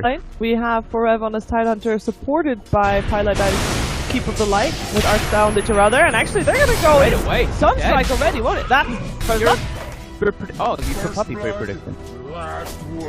No, you didn't. You put Pi, didn't you? Yeah, but it was Pilot died. They just well I guess they're just bad because okay. it's just wrong. Yep. Well, so much for that one, Shiva. Good job. But no, that's not the achievement. It's gonna get updated every time one person dies. And this is wrong too, because it wasn't Puppy that died. Last one to be killed, because he hasn't died, so he... whatever. Last player to be killed. And it was Pilot that died. I don't know. I don't know how this Thanks, works. Val. Whatever. Yeah, no idea. Great. But Na'Vi, no hesitation though. That was sick. Like, instantly they just went on him. Yeah, talking about people going on people. General has to run away here from MP. Well, how do you feel about the Juggernaut matchup against the Batrider? You can spin off the sticky, sure, but I think Batrider overall can win this matchup just because you're able to spam him down. You can't spin off every single one of the sticky stacks. You should be able to farm pretty well. But I think it'll be fairly even still. I think maybe it's a little bit favored until Jug gets some levels. Okay. Now for a while... Well, I'm gonna say, Puppy's been setting mid for a while, but he's going, or Fountain rather, he's going back mid. Gets his Bloodlust to mid 1. Yep, that was the one thing I was going to be a little worried about, is if, where Sineko is going to run around, but he should definitely just sit around mid lane, because, yeah, the Ogre is going to be staying there too, so it's going to be a semi-duo lane mid. Yeah, and the supports will be the ones keeping control over those rooms.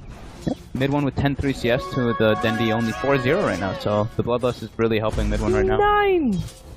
He had 9! Of the sticky napalm stack. That's crazy. Yeah. And, well, luckily he has a magic stick, so he can use it to get a spin-off still, but wow, that is some scary stuff right now. And we do have Puppy rotating bottom, so the dual lane mid is not there anymore for mid 1.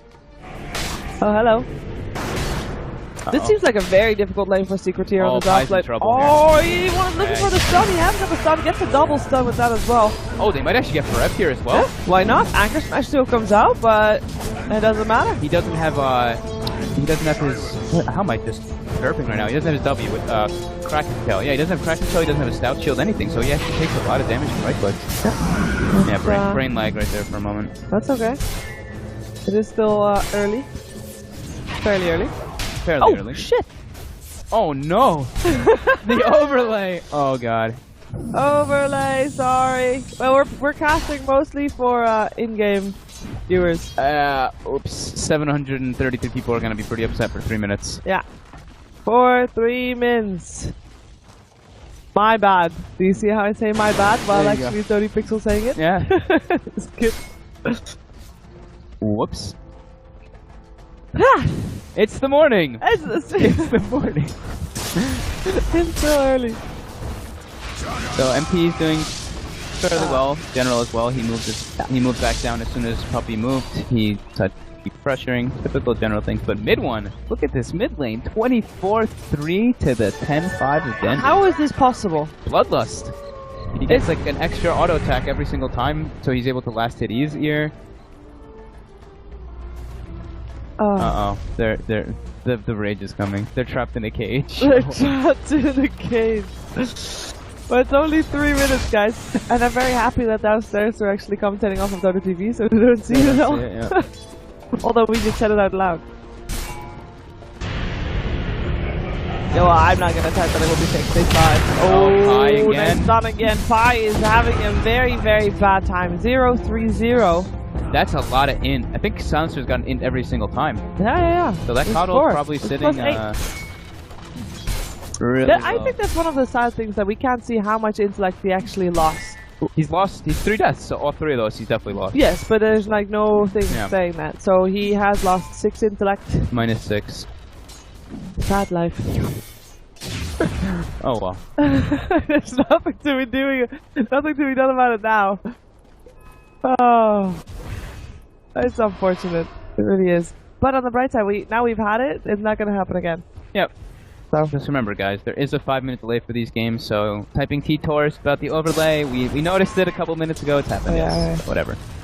We even noticed it before the T-Tours went on. We did. I think that's pretty admirable. We noticed it only 3 minutes late, not 5. Yeah. Big cave. Okay, so Pilot Die, I think, has made the smart decision. Like I say, for Ev, there's experience coming into the tower. You take all of that as Juggernaut dies on mid, but we're not following Juggernaut, we're following mid one who is not dying to creep. Never mind. What? Juggernaut died. Sunstrike. Invoker got the kill. I guess he was holding the stick, his stick, trying to like big play general and just get Sunstrike. All right. Yep. That's what you get for pretty being cocky. huge, actually. Oh. I hear myself. That's awkward. That's very loud all of a sudden. Yeah. I wonder if we can turn that up later on. Okay, so...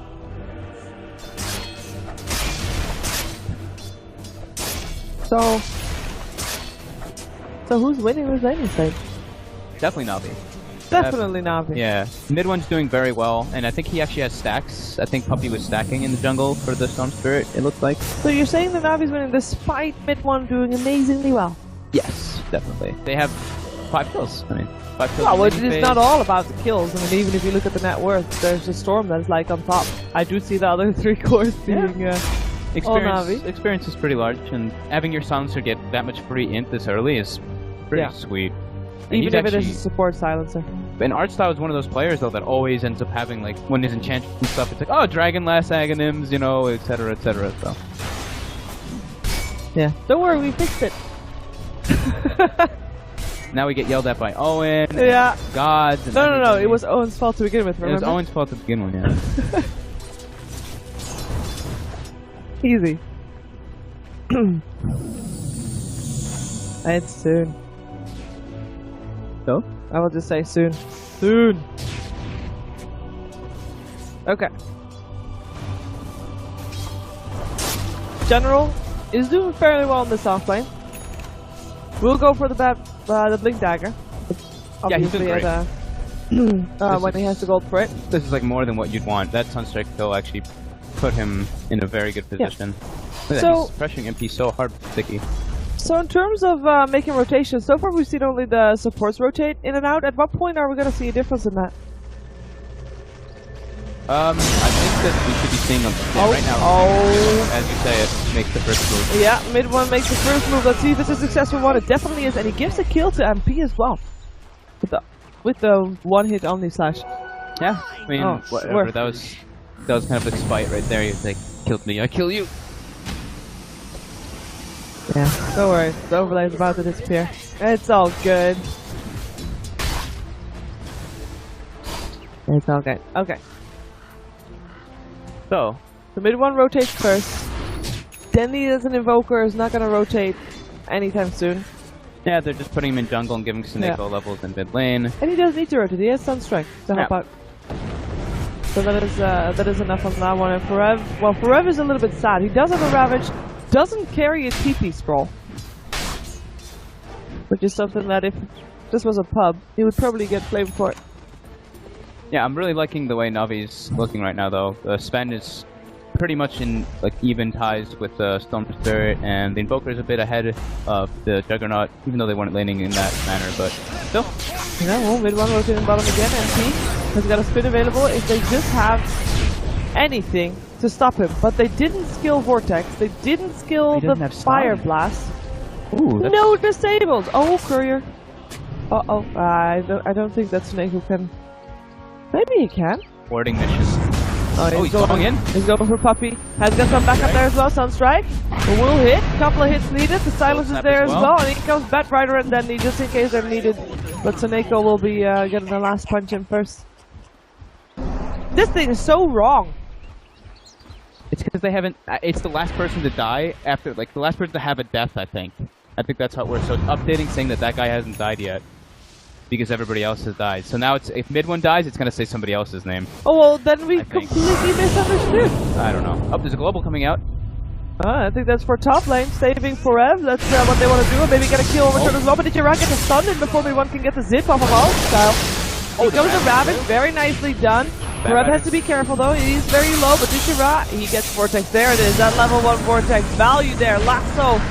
Blinding Light helping out. Ichiran not able to hit mid one anymore if he were to go for that one. General flying out. He has still got his Firefly, but Omni Slash from MP. Who has to run back through fire. Oh, healing ward. Has to run back through fire. Man, he's fine. Such Zeus. Zeus. Why is Zeus not picked anymore lately? Like, never. Hold on. Too many nerfs. Static field nerf. Too many. But he's still fairly successful in pub.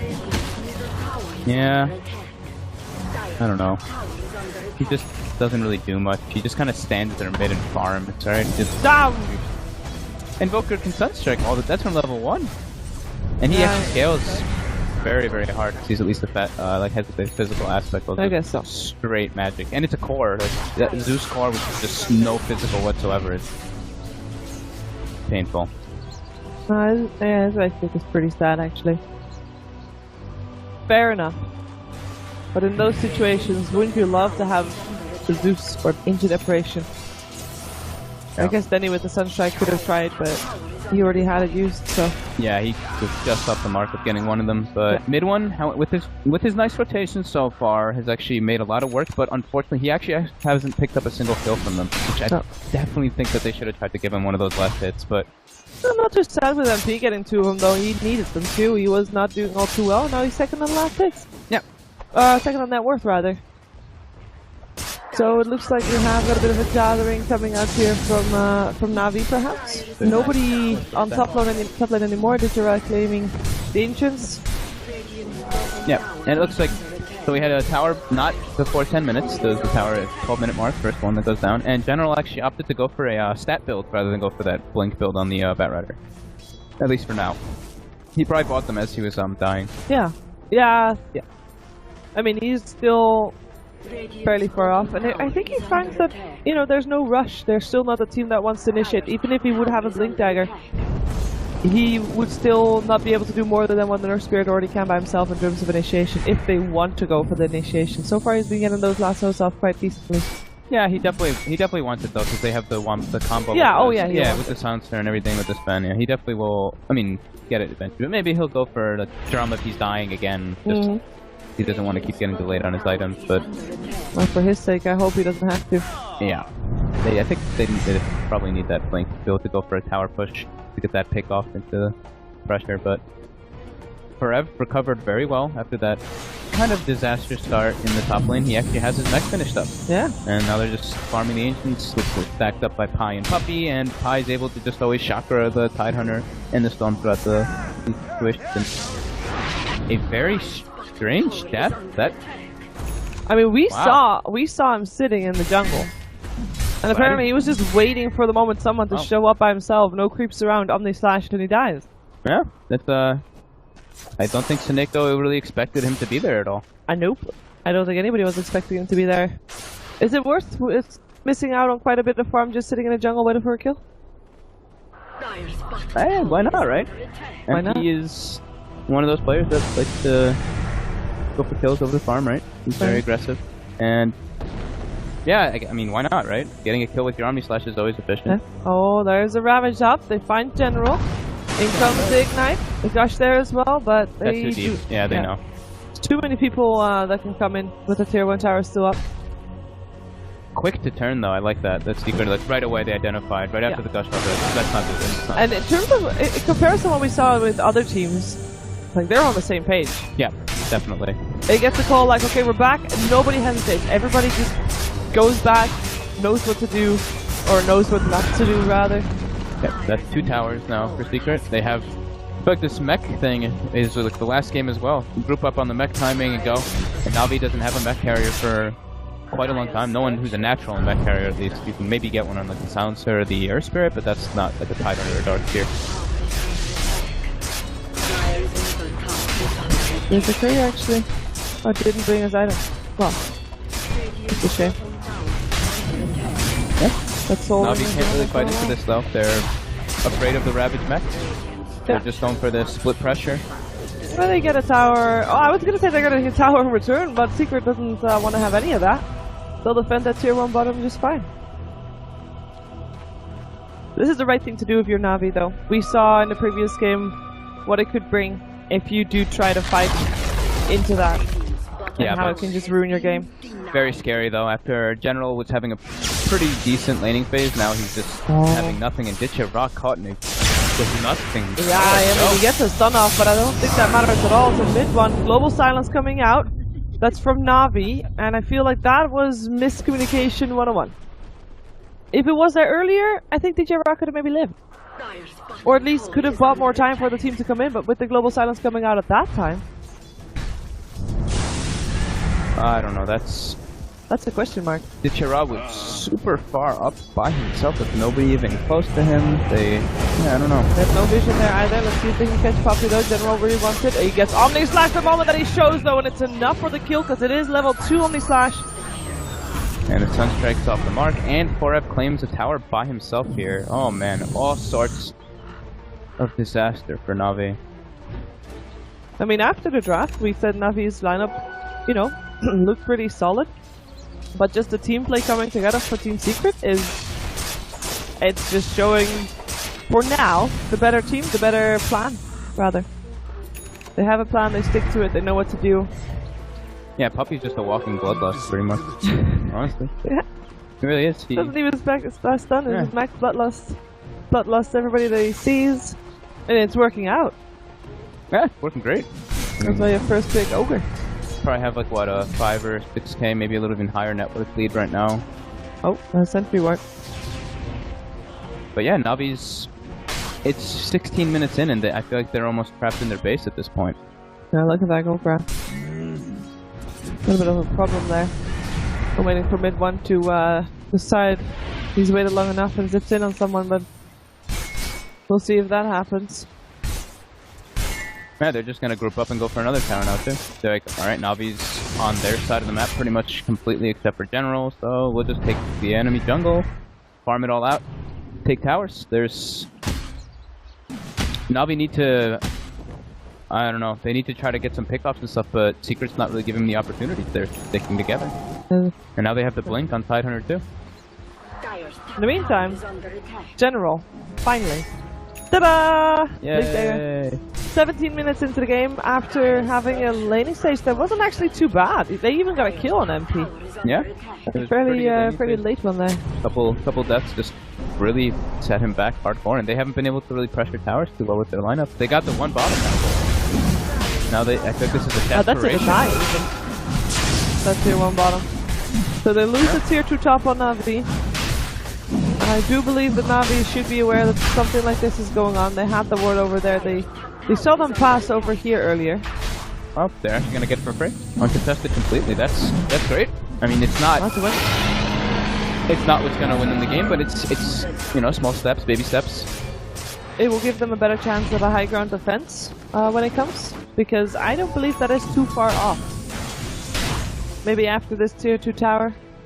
Still last one standing on the side of Navi. We'll probably see Secret just wait the Aegis out, honestly. They can just farm and not really be too worried. Look, even Pie's prepping for this game to go into a later fashion, prepping for that Aghanims, which is ridiculous on Coddle. Yeah, that's crazy actually. And since Puppy's only a walking bloodlust, he doesn't need items, so he can just spend his money on wards and stuff. Yep, he's like, alright, I got my range drop, that's all the mana regen I need. I say that, but Pie still buys the wards as well. Yeah. Because Puppy earlier had like 1,000 gold. Oh, there we go. Bought a full hood. Okay, so he's gonna go for the pipe. Yeah. Oh, it's useful. They can deal better with the Earth Spirit. Oh, hello, mid one. Silence stop. And a little bit of trouble, and he has to deny himself. Yeah, last player to be killed. Well, that's a very... it was Dendy. That's a very difficult description, I think. I kind of understood it, but... Dendy, the last one to be killed, but there's no detection, and he would actually be killed if they just had detection. Even Illuminate almost was enough to kill him, man. Nope. Yeah, he went for the Yule's build too. So a bit of a change up. We haven't seen that too much lately, actually. He's just like what the draw Magnet box Midas.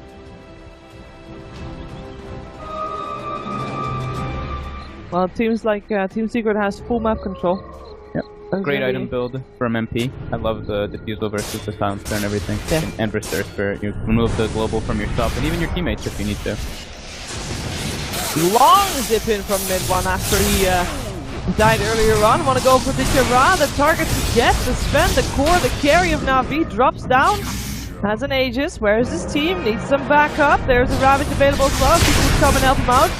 He doesn't get Omni Slashed and slowed down, and there is nothing. Yeah, I'd say that they maybe didn't want to fight into the Aegis.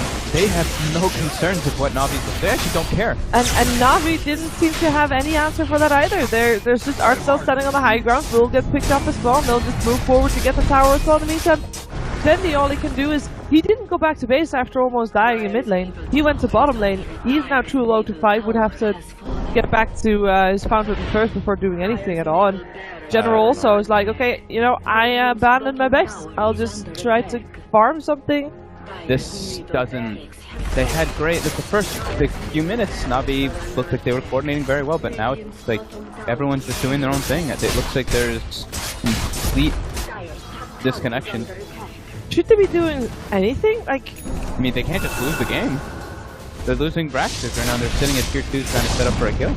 is this what? But now they can't even... Okay, now they're teleporting. They were hoping that someone would teleport to defend, but really, are you going to defend at tier 2 when you have a chance of getting a melee rack? Or 2 sets of racks even on the top lane. Oh, there's the global silence. The lasso as well on the Juggernaut. And then comes the Ravage in just a second. It is a full 5-man Ravage. Very nicely done by Forev there as Sven is in too deep. Ends up dropping. The rest of Navi is already getting back to the fountain while the racks are falling down. GG's goal, that is it. 22 minutes. Well, this is turning into a pretty fast series of games here. I think we might need to wait a little bit for the next one even. Seneko left without even saying anything either. It seems like there might have been something not going too well with Navi there that game. This was their first series as well for the qualifiers. Of course, you are watching the European regional qualifiers for the Boston Major. It is 10 teams, round robin. Everybody faces each other once. And good start for Team Secret, 22-minute victory.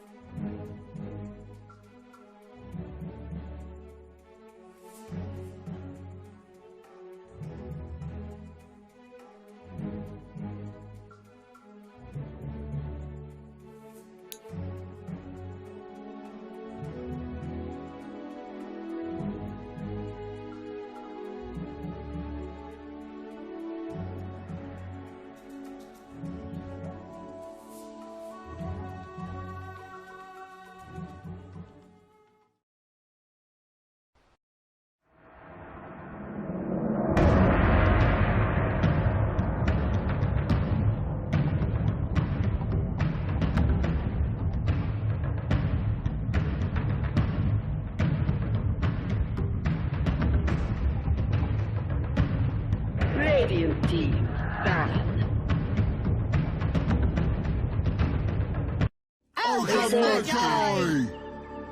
Versing a team who's had a bad start. So you come into your first match, you're not versing another team who's fresh, you're versing a team who's had a bit of a rough day. You got to see their game, see what they've been picking, had time to prepare, and we'll see how much that helps Liquid, because Liquid has been pretty crummy lately. They've not had a good couple of weeks. I think that a lot of their fans are slightly disgruntled by their recent results. And I think that the qualifiers, this is the time where we're going to see if some of their losses might just be them trying out new things, or if it really wasn't going well with the entire team. So it will be an interesting game for sure, and definitely one that can set the tone for Liquid doing well in this qualifiers, because they still have the potential, and Imperial's going back to their roots, opening with the Centaur. Dang, that's bold. It's only like very bold. It's just a first pick Ogre. Like Ogre reveals nothing, and they're like, here, let's reveal everything. Our entire strat. Centaur. I mean, by entire strat, I just mean like their carry and their mid, but that's still a lot of information to give away this early on. Yeah, you were saying earlier that if you're going for a Centaur in the safe lane, which is what Imperial's probably gonna do, they have been playing Ace as a center safe lane. You want to have a mid that can transition into being a core physical damage dealer, and I'm not sure if OD is that hero. He's close. He's not way better than Warlock, which was the hero they had last time. He's at least a carry style mid hero. Yeah. Doesn't do physical damage, but can do a lot of burst damage, does right click pretty hard. And Liquid immediately pick up lifesteal in the first phase. This is a key hero against the Centaur, because the way it's played in Ace's hands is he gets huge amounts of HP. He gets up to like 4k HP when he hits the Vanguard plus heart timing. And that's where lifesteal, his feast, is just amazing because it's percent based damage. And lifesteal against the Centaur. So lifesteal is like a direct counter to the carry Centaur in that way. I mean, that's gonna throw Imperial off a bit.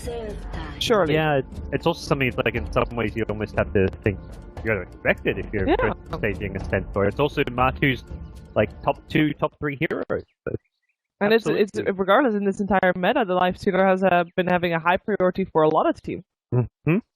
I wonder if Imperial could even throw a curveball and run like an offlane Centaur, if that's something they would ever consider. Maybe they intentionally first stage pick the Centaur to try and mislead Liquid, when it's really going to just be like an offlaner. And then they draft around it being a safe lane Centaur, and then 5th pick comes out, boom! Instead of an offlaner, they pick a carry. That could be the play.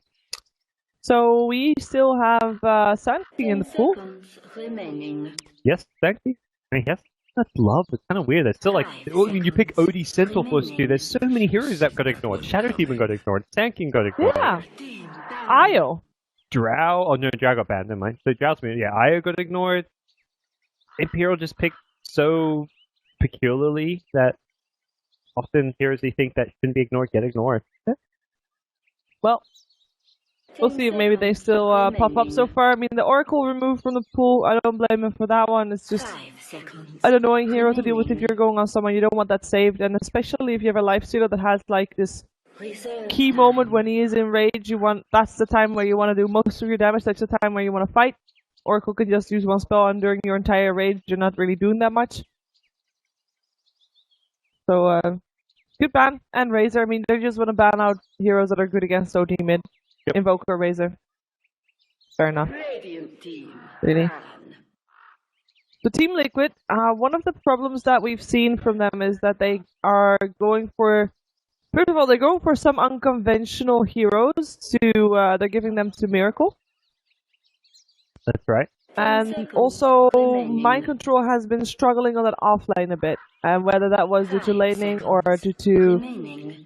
I mean, people have been saying communication issues or tilting. He is a very emotional player. We don't really know, but we'll see. Well, that's gonna get some extra attention in this game at least. And it looks like Liquid is expecting this also to be a center core indeed. The ban is still ban out the Sand King.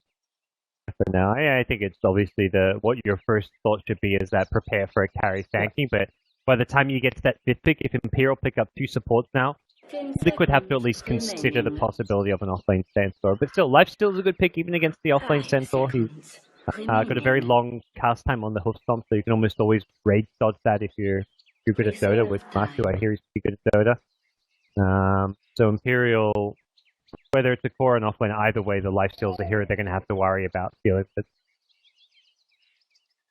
See what the plan's going to be for now. At this point, you're just trying to secure some of your standard supports. They get the Dazzle for now. Rise has played a lot of Dazzle. It's a solid support. Really nothing much to say about the Dazzle. Ignite's going to be tricky to deal with, as it has a pretty long duration, longer than the Grave one, I think. 10 seconds Yep. remaining. So we need to have that heal, not just the Grave. 5 seconds For remaining. Team Liquid, I mean, you already said it. Picking up an Oracle an Ogre Lifestealer doesn't really give anything away at all. So no, they can use Ogre again for just harassing mid, harassing bottom, harassing top. They can do whatever they want. maybe want to pick up a mid here that benefits from the Bloodlust is one of the main considerations. But again, you don't even have to play a Bloodlust style of Ogre. You can go for the max Ignite, 1 point in Bloodlust, and just have a more, I guess, tempo controlling mid like your Puck, your Rubik. It's Miracle after all. Who knows what it can bust out. Disruptor. But for now, they'll pick up a support. The good laning one. Not a team that we normally see pick up Disruptor. We've seen a lot of Disruptors in the CAS scene and on Alliance, but that's about it. I like it. The silence is decent against COD. Wondering if they're going to go into a Slada Lifestealer duo, because Disruptor is very good with Slada. So this makes me think their fourth pick is going to be Slada for Mind Control. It's also one of his better heroes. Because Disruptor, like with Lifestealer, I mean, again, it's a decent support as good laning presence. Doesn't heavily counter any of Imperial's heroes by any means. Punch. Yeah. Here we go. I think we've Zoya normally seen plays it. this. Yeah, at least one game of them. Yeah. Either in Kiev at WESG or... I think it was this week still. Was it Dream League? There was a lot of Pudge from Alliance at Dream League. Yeah. So 2 games of them playing the Pudge. And the Pudge has to have a big impact as well. I mean, that's... If you don't have a big impact as a Pudge, you're kind of... Like, you pick him up because of the hook. Right? Yep. That's the main reason there. It's definitely... Yeah, that's your bread It's and butter very good Pudge against a show. Lifestealer. True. Your rage doesn't mean anything anymore. You can dismember through it. You can hook through it. Let's see the answer of Team Liquid. If someone gets hooked, you can still instantly break the Dismember as a Disruptor, though, because your Glimpse is such a low cast rate, so it's hard to follow up hooks with Dismembers, but I guess the hero's still out of position, so even cancelling a Dismember doesn't save their life. So, 4th pick for Liquid. Is it going to still be the Slaughter? could lean that way, but maybe I there's mean, something else. It's good against Pudge as well. If you get hooked, you can just get a crush and you're home free. You sprint away. Slider. Good call. Big surprise. Disrupt is kind of like the giveaway there, I guess, for the most part. So for last picks, we are missing a miracle hero. Yep. And we are missing a, well, either Hester Joe or Ace Hero. Most likely Hester Joe, but yeah. Again, I feel like the Centaur, the one time I saw the Centaur pick fail the hardest when Imperial played it was against Alliance, and I think it was a Slaughter Jug that game where they had amp damage Omni Slash and Centaur got owned by the physical damage. Slaughter Lifestealer wrecks Centaur, so if anything you want to play like a utility off-lane Centaur with like Blink 4 stuff, go for the utility items rather than the Heart of Tarrasque and those big items. I would feel a lot more confident about Imperial's draft with an off-lane Centaur right now. I think the carry Centaur just does not work. If you would go for an offlane Centaur, which core would you like to see with it? So what are they looking for? Laning wise, they're lane strong regardless. They've got the dazzle there. Yeah. You're versing you. It depends on the mid of liquid really. Like right now, all you know is they've got the Lifestealer core, kind of low armor hero. You want something that can either be ranged and take advantage of the lifesteal that way, like a Terrorblade style hero. Or you want to go for maybe like a Jug could be okay because you just Omni Slash and deal with lifesteal pretty well that way. But it is Ace. He plays some unconventional heroes himself. Not too sure what better time. Brood still in the pool. Ace actually also plays the Brood. It's weird because they're one team who plays the Brood on their mid player and their carry player, but not. I don't think I've seen Hester play it. Me neither, actually, as the offlane player. Yeah. I want to look what miracle hit off. You need to move the microphone a little bit close, otherwise you cut off. Templar Assassin. And there's Templar Assassin. Whoa, a lot of physical damage. Loads of physical damage. Armor here, high armor heroes is what you're thinking. Morphling could come into Morphling and Terrorblade are the two that stand out to me. Heroes with lots of armor that don't just get blown up instantly by the initiation. It's not it's surely not a game for a carry Centaur. I think that's just like a losing recipe. They can't. Sven? Pick up. Sven could be really good, perhaps. Sven Dazzle, Warcry. Yeah. Please just don't run a carry Centaur Imperial. Do it for my sake, for my sanity. I don't want to see a carry Centaur here. I love the carry Centaur, but just not this game. Everything about this draft is to counter the carry Centaur. You've just outdrafted them. Pick a different carry. No, they're going to do the carry Centaur. Okay, I thought they were on some next level things, but maybe not. What was that, sir? What's the peak time of Team Liquid? Are they a mid-game team? They're not an early game team. I mean, mid-game, yeah, with Blink Dagger Slaughter is really their timing. You get the Blink on Slaughter, you've got the Infest Bombs, you find kills around the map. Miracle himself gets a Blink, perhaps, and then the next big timing is like the Blink plus Desolator on the TA. Yeah. So, it's mid-game oriented, whereas Imperial, you can do perhaps a little more in the early game if Pudge gets rolling, but not easy by any means. Oh, excuse me, Fanta coming back up. Both teams are very reliant on their blink dagger, so like the Axe as well. He's kind of the tempo controller on the side of Imperial as well. So getting his blink dagger up could be big. 5 seconds. Why would you pick up Centaur first? Okay.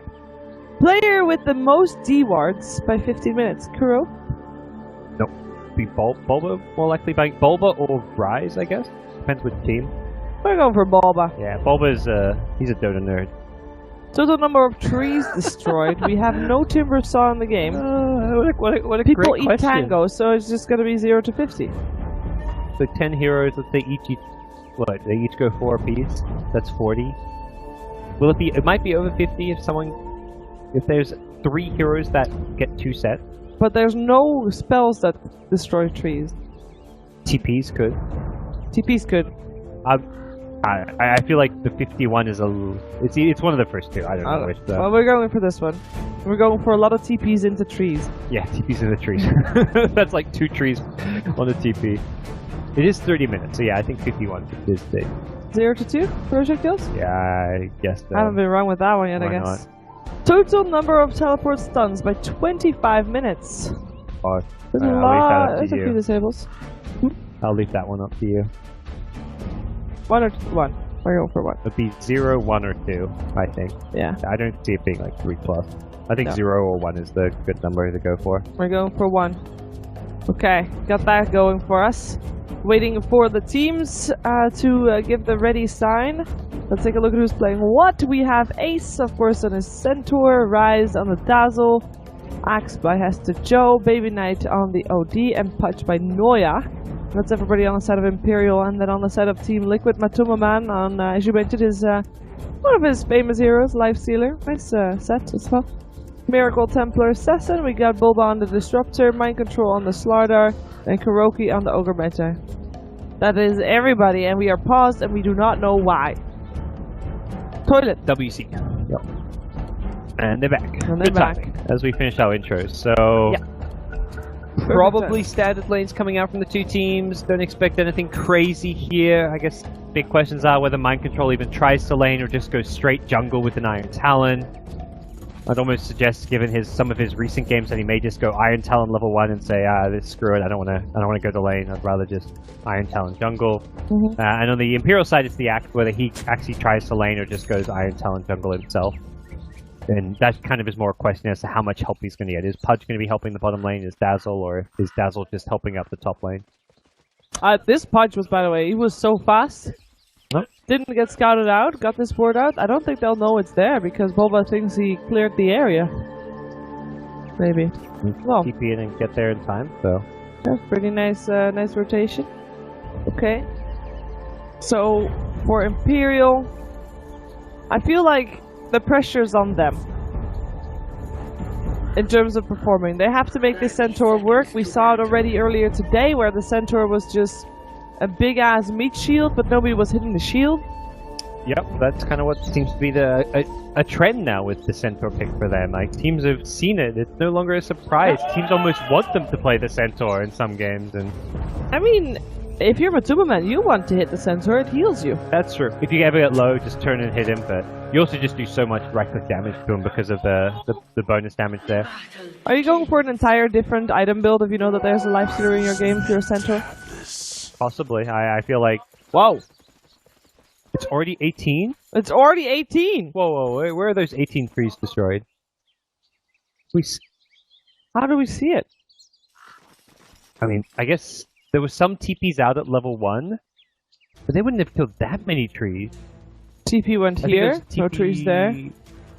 Where did the Pudge see the TP bottom or mid? Okay. That's 4? Right? 18 trees to chop down. I don't know about that. Volvo mats. How did that happen? Well, I'm feeling better about our guess now. It definitely won't be the 0 number. That's, wow. Oh, Axe is Iron Talon. He's probably just spamming it. Oh. Did Slardar also have Iron Talon? Hello. Oh yeah, there we go. What about Slardar? Stop doing that! Joe, please! No, the window's pretty good. It was like 51 to like 150. 175, yeah. 175. Oh, Okay. I think Slardar and Axe were just spamming Iron Talon. What kind of happened? Oh, Slardar Slardar, doesn't no, he have doesn't one. have one. He's actually laning, so he's feeling good about his chances up there.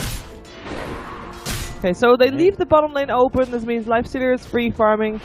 They get an Ogre Magi visiting them in the jungle, but I don't think he's able to do anything at all. And with level 1 hook, it's just not that great. Yep. Not good. He's not going to win this right-click battle. Kuru takes He is not. literally no damage there. That was not a good idea for Noya to even try and I mean, cancel the clarity, sure, but then as soon as you cancel it, run the hell away. Don't stand your ground and keep trying to fight him. Okay. How do you feel this mid lane is gonna go? Miracle versus Miracle Templar Assassin versus Baby Knight OD. TA Light Edge, it's Miracle as well, so I think Miracle just mechanically is going to be the stronger player. Baby Knight's much more like a strategic player in the mid lane. He's very consistent, but I think Miracle's a player who will win this matchup against him because of hero and just mechanics. Fair enough. Let's see if that will come true. So far, so good though. It is indeed 9 for 4 for the Templar Assassin and 5 for 2 for the OD. Pudge in the neighborhood, but Again, this Soga's just set up camp. He knows that Axe kind of wants to jungle, so he's trying to get annoying up there. But Axe has now shown himself bottom, so looks like that'll lead to Ogre either helping out mid lane or even rotating down bottom. He needs to find a new place to make himself handy. I thought Axe versus Lifestealer was pretty decent. Pretty decent, yeah. It's the disruptor factor, I guess, where he can kind of zone you out pretty well just by himself. And Axe is one of those heroes that the decision whether to go to the offlane or go jungle isn't all about whether you're going to get zoned from the offlane, because you farm just as fast, if not faster, in the jungle. So sometimes you just say, I'm going to go jungle just because I know it's going to work out fine. This is going very fast. It's at 30 minutes too. Don't worry, they're not going to keep buying Tangos and chopping down. I hope not. There's no Timber Stall, you know. How many trees on the Dota map actually go down? I'm glad we didn't choose. If we chose 0 to 51, we would have looked like idiots, though. Lost by 3 minutes. Yeah. Well. I somehow didn't think about Quelling Blades. I don't know why about for that. Or 9 talent. Yeah, but even if you do, you're not gonna clear every tree. Yeah. And after like the early jungling stage, you stop down trees. But it's also Matu with a Quelling Blade, so he'll be chopping down trees here and there. Some of those things a lot of carry players just kind of spam the item just to make paths through the jungle, or even just to get their APM going, keep their fingers warm. Yeah, that actually makes sense. Makes a lot of sense. Actually, no, he has to now constantly use his Iron Talon on creeps rather than on trees. So we're good there. Yeah, that's pretty good there. Using on trees doesn't give you the long cooldown though. You use on a tree, it's short cooldown. We got this kill. Doesn't look like it. Wow. It's punishing Baby Knight. Oh, he's level 2 now. I think they can actually kill him. Yeah? Refraction will get kicked off real just fast. Hold his ground and fight. Miracle realizes he hasn't really got a good escape plan, so he can get the kill too! Oh my gosh, they get the first blood on Miracle. Sure, I mean he dies, but Miracle getting first blood is definitely very nice. Baby Knight will end up dropping as well. Another kill going the way of Team Liquid. Maybe Joe can turn this around. He will indeed with the help of Rise. So 2 for 2. But it was Miracle that got the first blood credit. Yep. And first blood means even more gold in his pocket, so even better kill because of that. That went a little bit different than what Imperial was intending to have happen. I mean, that's just Punch being very squishy. It was a level 2, so... Yeah. 1 armor hero against a TA, physical damage. Yeah, good luck with that. Not gonna end well for you. Matu free farming away, his Lifestealer gonna be having a happy time. Phase, Blightstone, all the basic items you need as a Lifestealer just to function, and no one can really come. Axe can't really come to this lane now that Lifestealer is going to be level 6 with the basic items he needs to zone out here. Okay, well, Bulba roaming around as well, level 4 for him right now. Doing pretty decent. Able to get his levels on the creeps. In the meantime, there's an Ogre just punching Joe, and actually Kuroki has to be very careful. There's a call available. And he's standing in Roth as well, getting hooked, and that is a dead Ogre Magi. Yep. And they let Noya get the kill. Okay, for him. Axe will hit level 6 after this. Curious to see if he just focuses entirely on farming up a Blink Dagger, or if maybe he looks to smoke with a teammate. Because you've got Stampede on your team, you can actually Stampede in and use the Axe to fight around the level 6 timing, rather than having to wait entirely for the Blink Dagger. I think Imperial want to play a little bit more aggressive as opposed to just playing pure passive farming mode. I think that's what that previous game with the Centaur taught them, if anything. Yep. We gotta keep moving, gotta keep being aggressive, and being the one that is making the plays and determining the tempo. And I say that, Baby Knight's actually having a little bit of an issue here. He uses Astral, he does get 2 teleports to help him out. One hooks him away out of danger. The other heals him up soon. Heals Noya up instead. He's side-blading off of the deny creep. That's so good from Miracle. Very nice. Nice Astral as well, keeping Noya safe. Still looking for the side blades from Miracle there, but nobody will actually die. The attempts were made though, and another teleport made as Joe comes back into the jungle. Astral is actually pretty good to combine with the Axe, but the stun will make sure he won't get the call off. Maybe the body block, Rise? Looking for that body block, gets it as well. Oh, the call is still off though. And he's not getting it in mind control now. Coming in, has got the crush on 2, gets a dazzle there first. He does have the grade for himself. but I don't think that's gonna make a difference. He does not have a heal available, throws out his last bit of mana. Oh my god, they let him live! They want to chase that one, and they didn't have any real good range damage to chase him down with. The Ignite had worn off at that point, so... Yeah. All right. Very lucky for Rise, I feel. But good for Imperial. Again, nobody dies. Yeah, nobody dies. It is still Matu free farm. It's like a Centaur versus Lifesteal free farm, so you can't just say, oh, Lifesteal's free farming, it's bad for Imperial. Because they've got their Centaur free farming, which is, for them, it's always the game plan. They like having this Centaur free farm away. They don't worry too much about trading farm, even when it's a traditional carry, like a Lifesteal farming against their Centaur. They say, nope, this is our plan. This is what we want to do. So the equal trades in mid lane basically means that as far as Imperial are concerned, their draft is kind of going how they want it to be going. From a kind of my perspective, I'm not sold that the carry Centaur is going to work as well this game as it has other games. It's gonna be a tough one for sure.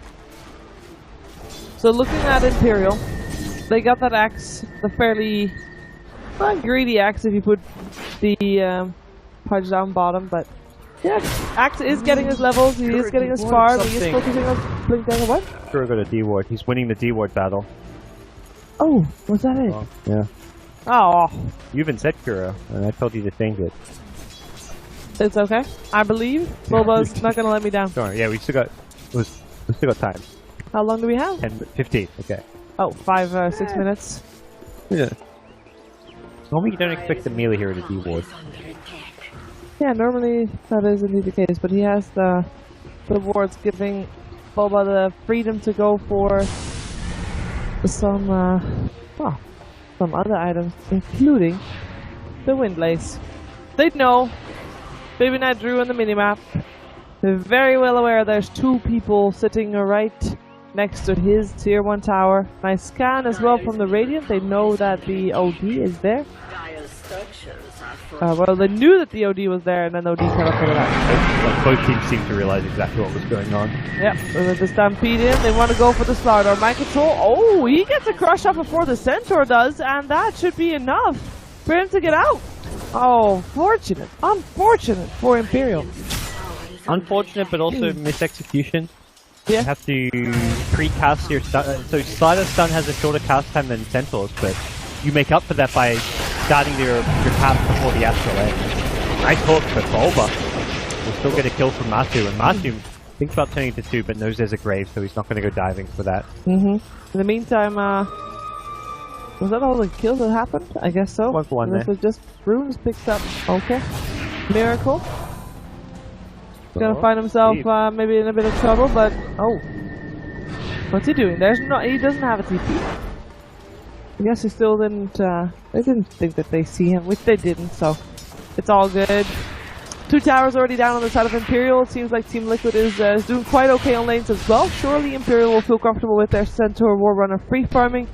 But at some point, and at what point, do they have to start worrying about Team Liquid? I think it's a very early point when they start getting probably the Blink Dagger on the Slardar. They can play very fast tempo. They'll just start blinking around, getting kills with the Infest Bomb. At that point, Lifesteal's going to have at least an Echo Saber, which will go with his armlet, maybe even the working towards a Desolator. It's going to be very scary to deal with. So, it's going to, for now, be kind of a slow pace from Liquid. They'll take what kills they can get with Matu getting involved. But more than anything, they just want to get some objective towers to build towards those Blink Daggers. Oh, this is very close, but misses indeed. In the meantime, open wounds up top. Wants to go for the OD, realizing that there's a lot of people behind there, and the Stampede is used. But Tumaman does have an effect, but there is first an Astral Imprisonment, just trying to get away afterwards. In the meantime, it is Ogre Magi that is found, and Lifestealer is sitting in one of the dire creeps, and they know. They know, but I think killing it's just not possible at this point. They just want to go for the tower, but there will be another rage up once the Lifestealer jumps out. Yep. And better yet, he can at some point just control and run away, but this works. They managed to get the Lifestealer creep in front with some nice lane manipulation, but ultimately it doesn't matter. Like, he had another rage. Killing him wasn't really possible. They used the Stampede already. Let's just try and take this top tier 1 tower, but Liquid are there ready to maybe pounce. Yeah, there's a Blink Dagger up on Miracle. He's looking for a target. In comes the Glimpse, Static Storm, Static Field, Kinetic Field. There you go. Astro Joe just getting a little bit of harassment. Now Matuma comes in. Astral will keep him safe for a little while longer. But how long will it actually last? Not very long, that's for sure. Disruptor actually is the last so fast. Jeez. Yeah, I was a little bit too much there as Rise. He might have to grave himself. He did grave himself. There comes the Ignite though, and that should be enough to kill him. 2 kills already for Team Liquid as Imperial is on the run. Ace healing up Matuma Man with his always life that he has, and the rest teleports out. Clever, because in terms of control for teleports, there is not that much that was still available. Was not already used. I think Liquid is doing pretty well for themselves. Absolutely. Their carries are farming better, they're finding the key kills. Slider's not doing amazing by any means, but he's on par with the Axe as far as farm goes. They'll hit a similar blink timing at this rate, and you're not expecting maybe 13-minute blink anyways on your offlane Slider. He didn't get much help this game, he was just off on his own, so considering he actually contested the lane, went for the poor man's shield build, this has been a very good showing from Mike and Sol here. Yeah. But, yeah. Liquid as a whole are doing well. They're taking towers and objectives. They're going to hit the blink dagger timings, and they can actually snowball super hard with a blink Slider now. They do have a blink dagger on the Axe now. Imperial does. That is, and that's their first step to making a difference. But Tuberman is getting all the D wards? I guess he just KS'd them with his Iron Talon. It Yeah. looked like he was around when they were pushing. I don't think anyone was going to predict that one. Oh. Well, I guess, you know. Oh. 2 observers. Ouch. The Imperial had thrown off a bit, perhaps, communicating not as well as they maybe normally would. Well, Liquid will be feeling good about this game. This is the sword that I use as well. It's pretty good. That's a good looking Stardust set. Yeah. The key thing being that it hides most of his model. Yeah. That seems to be the common theme for a Stardust. Yeah. A good Stardust set, cover up as much as the hero as possible. It's been an entire different skin. Okay. Bulba is the bait. Yep. We got TA backing up. I mean, Bulba is a fairly obvious bait, I guess, because the rest is missing from the map. There's a TA backing him up. Ogre, and then Infested Slardar. So let's see what they can do. They want to force this out. They find a pick up. They take back a little bit here, but they'll still be in the neighborhood, and there's that Slardar Infest. Smoke up from Liquid. They are looking to make a play, find some openings. There's a lot of save though with Astral as well as Brave on the dire side. They find themselves the OD first. He drops, but the Axe comes into the call. Hits it on 3, has to Joe, gets the spins going. That is one dunk on the Ogre Mega. Disruptor died there as well in the meantime. Templar Assassin doing what she can, but the Grave is there, making sure that Pike doesn't die for the moment. In comes the Blink and the call again from Hester Joe. The Blink doing wonders. And it is Imperial that has only lost, well, it's 3 for 3 right now. They will lose another one though as Microsoft gets the last hit there too. Now Ace, last one alive for his team. Does he actually want to fight Matuma Man is the question. I don't think he does. Matu's thinking about it. He's like, I think I can get this kill. I'm not really sure. Can I armor toggle it? Can I not? He's got open wounds. He can feast off the Centaur, but you don't burst Centaur very often in Pro Dota, and that's where I think Matu just had... I think he honestly just had no idea if he could get that kill or not, and just decided, why risk it? It's not worth dying to give Centaur a kill there, and he probably knew best if he could get the kill, so... He backs off, and it's a 4 for 3. Very messy fight. OD was going up the ramp by himself. His teammates who were smoked were off to the right, so he wasn't in range for the Grave, and he couldn't astral himself. It was just a bit of mispositioning on his part, and unfortunately that means Imperial have a slightly worse team fight. It was a great initiation from Axe, followed up by the Sentinel stun, but not enough for Imperial in the end. Not enough indeed, and Liquid, they haven't lost a single tower yet. All the tier 1s are down on the side of Imperial, and it's tier 2s that they want next. It feels like they're very safe. I mean, everybody has seen all the hate that Liquid's been getting lately, and it seems like they really just want to make sure that they're doing everything right. Be really careful, yet calculated. It's looking pretty good. They're on the same page. It's a good opening. Yep. it's a very stable draft too. There's a very clear game plan with the timings around the Slider Blink, around the synergy between the Slider and the Life Sealer. The TA, perhaps has some overlap where it's just another damage to do more physical damage, but it makes their plan very clear. Lots of physical damage, lots of Blink initiations, Roche control, being able to take down objectives as well, following the kills because of the Life Steal as well as TA's ability to hit buildings very well. So, a very clear overall game plan from the side of Liquid. Yeah, Roshan is up now as well, and Team Liquid has a good way of taking Roshan, but they will need some pickups before they get it. It looks like they're gonna get one right now. Oh, I say that, but as the show comes in with the call, it might be enough to save POD, but no, it's not. The glimpse is there, and now Axe is trying to get himself out. Hester Joe is taking a lot of damage. He's gonna try to teleport out there. Grave on Rise as well. He is living. He's the punch that is the other one to die. There still goes the Dazzle, no surprise there. And they actually blink in and crush. But Miracle, yeah, he's going to be the one to get the triple kill there rather than the Vanguard Hood Centaur. He looked like paper against that physical damage. He just melted. That's why I feel like Centaur, this is a game where you need a Force Staff and a Blink Dagger because you've got to kite the physical damage. And this carry style Centaur, it's the classic Imperial. You see Centaur and you think, you know exactly what they're going to do.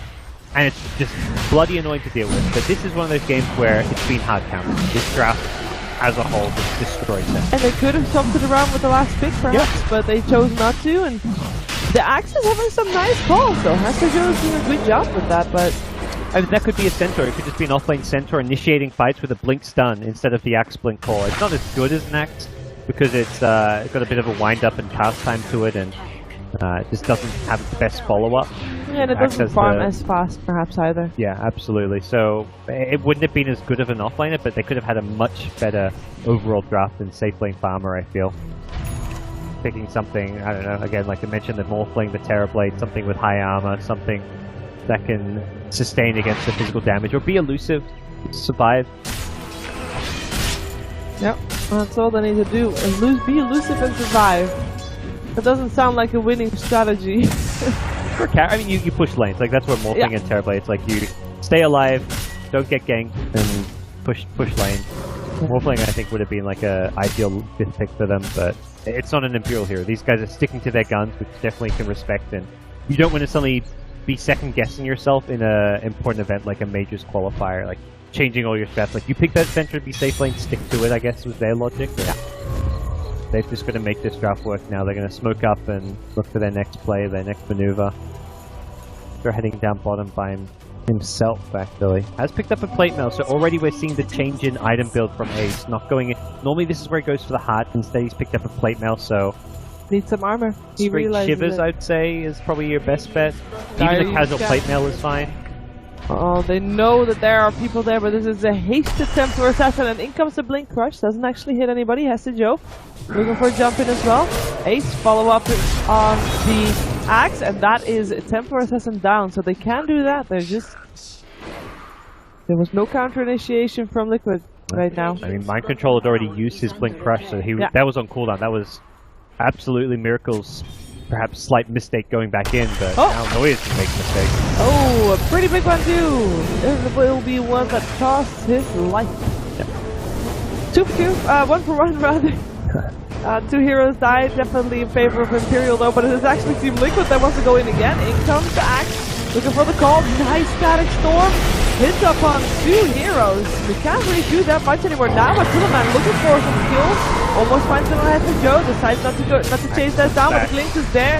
The glimpse is there, and the crush actually hits on 3 as well. But Man continues eating up heroes. He got himself a double kill. Will lose his Aegis. Might still be in time for the triple kill if he gets a kill on the Central War Runner. Central doesn't have a stun anymore, and that is indeed a triple kill for Man. Now looking for another one. He won't get an ultra kill, but there will be 4 people dead on the side of Imperial, and I say 4, but I mean Noya was dead at the start. It's just he was already back, so 5 for just 1. 5 for the TA and an Aegis, but that's how you use an Aegis. You win a team fight, get a team wipe. That's the ideal way to go through that, and it's going to be an objective to follow it up. The Desolate on Miracle make this tier 2 tower go down very quickly. And the T2 tower up top. Yep, that's the last 2 out of towers that Imperial has to offer. After that, Liquid is gonna need to try and go high ground already. We're only 22 minutes into the game. Miracle does get a blink away. Tower will get denied at least. That's something that Imperial can... I say that. But Miracle is ready to, to take that confidently. one. That's okay as well. More gold into the pockets of Team Liquid. And his BKB finished after that ancient camp, so... We'll see item progression galore on the Liquid side. Matu doesn't have to go for the Desolator himself. He can go into the Basher because the Deso's on the TA. They've got lots of minus armor already. And this is just extra lockdown. Perhaps we see an AC on him if he wants to, but I'm not sure that's a necessary item. The lockdown's the key thing, because when he goes on someone, often the Stampede will pull him out and save their life. I feel like the impact of the fight is not really there, unfortunately. No, it's been a pretty quiet game from Noy. I mean, he's moved around, he's been aggressive, but it's always been like a trade where he dies, maybe a teammate dies and they get one kill. It always feels like a bad trade. How does this work? Trade. He's got 3 kills, 7 assists, but they only have 9 kills. I don't know. I've been in a few games recently. There wasn't any hero denied this game. I don't think so. I don't know. Volvo and that again. Oh. Just like the tree counting. I don't trust Valve with their counting system. Let's see how the trees are looking, guys. 110. I got 6 minutes to go. We should be good. I think we are good. Yeah. Not many more trees should go down, you know. The Quelling Blade chopping is stopped. Maybe some TP scrolls here or there will break a few, but that's bad. Infest. Into the slaughter we go again. Mind control. Can he jump on the right target? Yes, he can! Hello, Centaur! Oh my god, look how far he dies! They don't even have the... Oh! Ignite, not okay, nothing there. No, I was gonna say it's okay, but they're not. Oh, that side blade as well! The GKB was doing wonders at the blade mill! Just, actually, the blade mill still did hurt quite a bit, but that's physical damage going through. 3 dead so far on Imperial. Baby Knight puts himself under for the moment. There's another coup himself. Can he jump out in time? No, he cannot. He'll die. That's a team wipe. That is 24 minutes in, and Team Liquid is looking very dominant and all on the same page. Outdrafted. Outdrafted? Yeah, absolutely. Not Liquid played it well. They've I think outplayed them as well. I mean, Miracle winning the mid lane. They made some really good movements around the map. Some great static storms from Bulba. He's also always the Stampede's not been an effective save and escape because Bulba's always blitzed them back in as well. So we're seeing Liquid play their draft really well and play well together as a team. But the draft to me is still the biggest point. I think the core center of this game, the carry center, you can't pick it up. It doesn't work. It's just not possible. I don't know. I feel like Imperial, they had the opportunity to change it too. Come 5th pick, they could have said, look, I know maybe Hesajo's never played Centaur in a competitive game. At that point, you say, it doesn't matter. We lose this game on draft if we run carry Centaur. We have to run offlane Centaur. And if you're an offlaner and you haven't played Centaur in a pro game, it's not too hard to suddenly play it because it's the same as playing like a Slider or something. You blink, you stun. You initiate a fight. It's a very similar concept. Blink, you stun. That's what happens. Mind control is showing you how you do it. Yeah. That's how you play Centaur. And even Punch is actually pretty nice to have when you're playing Lifestealer. They will get the kill on a Lifestealer finally, though. But that is a godlike streak going to Ace. Now, how is he going to transition that gold into damage? Because that's his problem, right? That's his main problem. He got the Lotus Orb. I guess to get rid of the amp damage, he wanted the Lotus Orb. And it gives him, it's the plate mail item, so it gives him armor. But I think he just goes for a Shiv. I think he gets more armor. Just keep getting armor. Get a Shivers now. He doesn't want to get raw HP because that's what the Lifestealer wants him to do. So the Heart of Tarrasque is always going to be a bad item. Yeah. Get all the armor items. Shiver's Guard is your next item, and then after that, AC, get the Shiver's and AC, I don't know. Sounds a bit too overkill and gimmicky, but well, nobody else in his team would build the AC, I guess, and they kind of do need one against all this armor reduction. Yeah. I've got some bonus armor from the Weave of Dazzle, but it's still tricky. Well, Roshan is back up again. At least Liquid will see that soon, as they have the trap down. Good news for them as far as ending this game goes, and they're up that lane of racks, ready to take another, I imagine, with a good fight. Yeah. They've got an AC coming on Miracle, it looks like.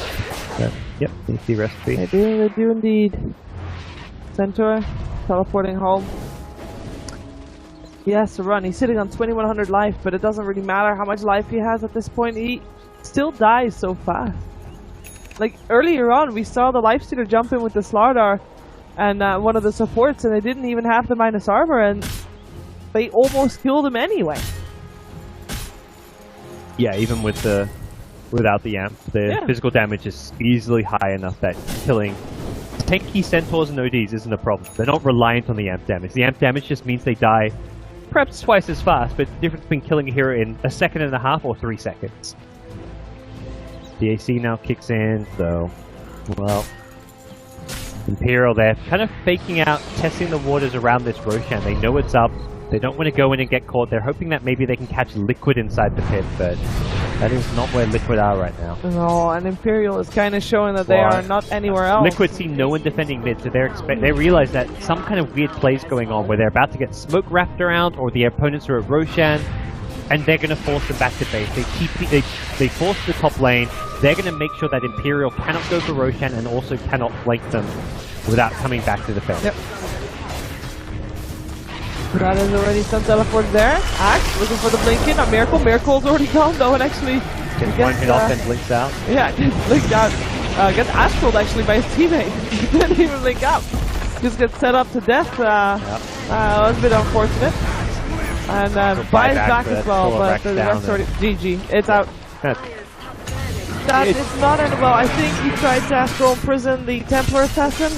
Yeah. But TA made a nice play, like hit the axe, had the refraction up so he could still blink away, and kited him around a bit. Oh, that will cause some problems in the Valve rankings. Volvo, please fix. The Volvo, please fix, because that is not how things are supposed to go. I guess they cancelled the GG, I don't know. Yeah. Strange thing. That was it for...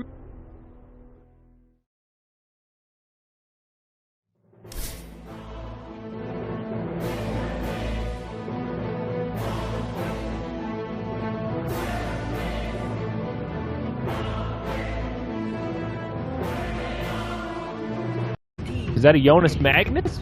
Did S4 sub in? Let's go. I don't think Limp really plays Magnus. If I'm not mistaken, I think it's probably off lane for Jonas. That's my guess. Or it's Loda safe lane. But again, I don't think it's a Loda hero either. Do you mind? I'm trying to survive over here, dude. You're just throwing Loda safe lane Magnus at me?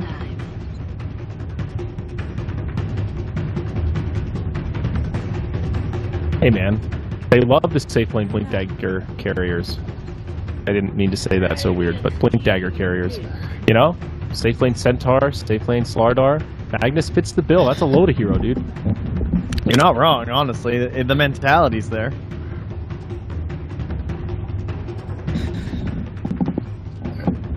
Yeah, there we go.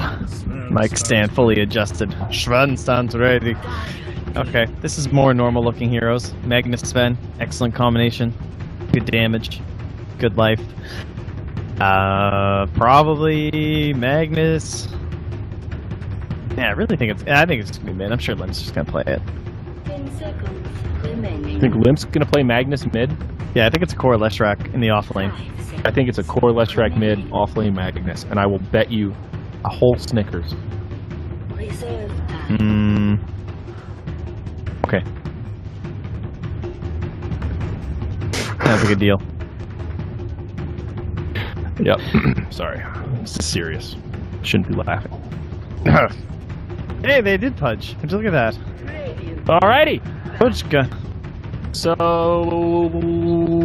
Squishy Skyrath, squishy Leshrac. support. Yeah, it's actually not a bad punch game.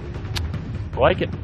You would have expected it from Alliance in some ways. Oh, and Pudge not isn't really the clown hero anymore, though, to be honest. No, Good it's hero. really not. And it's pretty good against Sven too. I think having a dismember to eat him while he's in the ult form. Gives you some really good lockdown for that big bad boy. Goes through BKB. There's some cool stuff there. So they need one more support. Oh no. Slardar, Pudge, 2 melees, Luna low attack range, Shadow Demon. Are Alliance gonna techies? Last pick. Do you think Secret ban it? I bet they do. I would ban techies. Just because they have the Magnus. I think it's offlane Leshrac move style. I think they would do stupid ass shit. You know, it's actually not the worst idea at this point. I feel like they are going to have a pocket 5th pick that's going to make the whole thing come together. We're going to go, okay. Ban the techies. Secret, don't fall into this trap. I want to see Lord. a battle techies, To be fair, techies would really get me woken up right now. I'm already pretty awake just watching this, starting to think about techies and getting a little bit angry inside of Secret. Don't ban it. Battle techies, Trent. Suicide level 1, rush the blink dagger. It's the shit. What's the best hero that's not techies, though? Well, it's hard to say, but they probably want a support. Yeah, exactly. That's what techies is. Yeah. I think it's a position 4 hero. I'm trying to think of other position 4s, though. I guess it could be 5, because like Skyrat's gonna be really busy harassing top with the Leshrac, which I think is what's happening. So it's like someone who chills with Sven.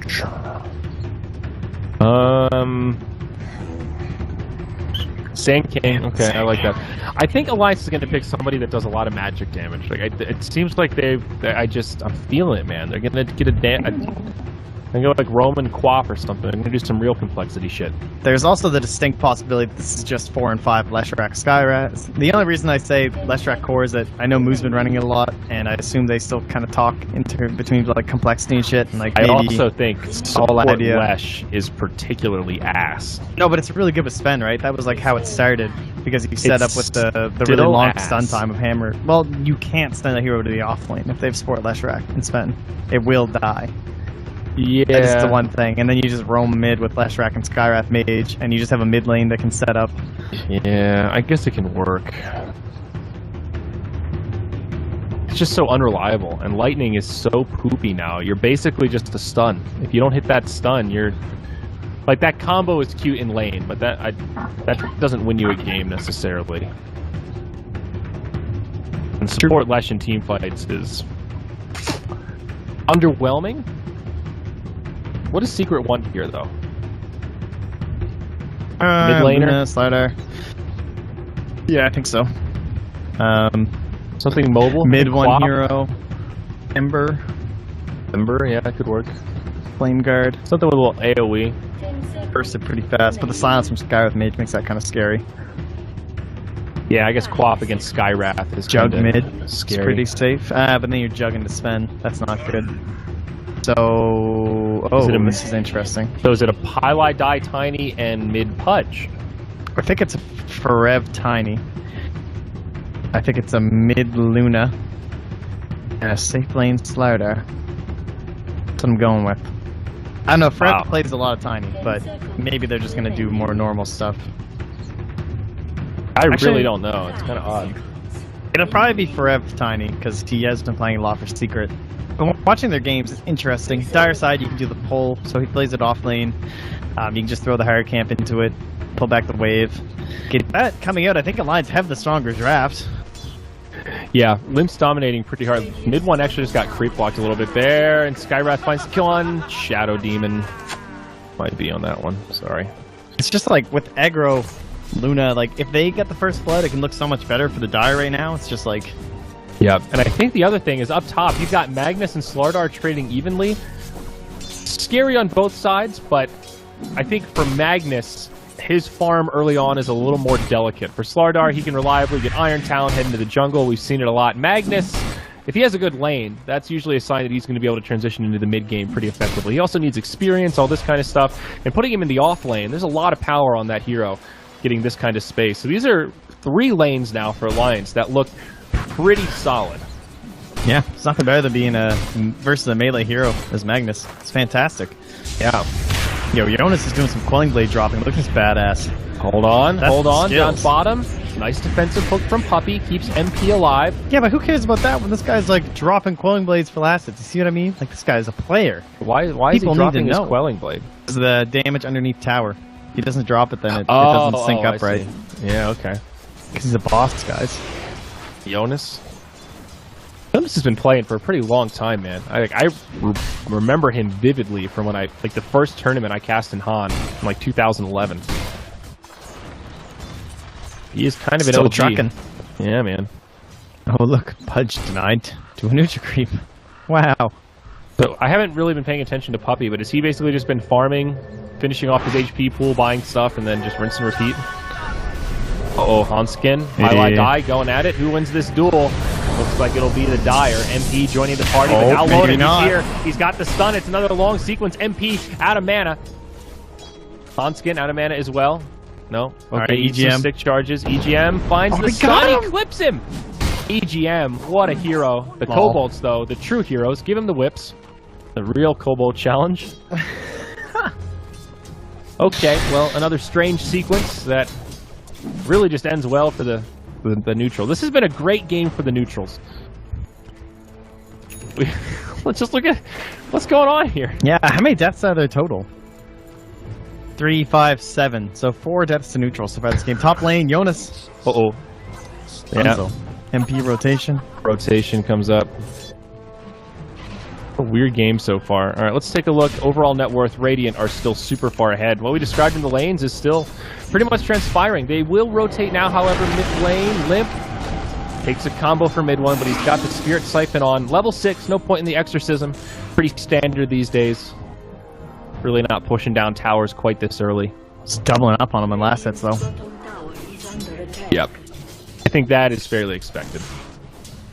P, a tough lane matchup. Jonas halfway through 5? Yeah, man, this is fine. Like, Luna's up here, but he can bully the Luna if he has to. Like, if Luna tries to get aggressive, he's just going to give you the skewer, right? Give you a couple shockwaves.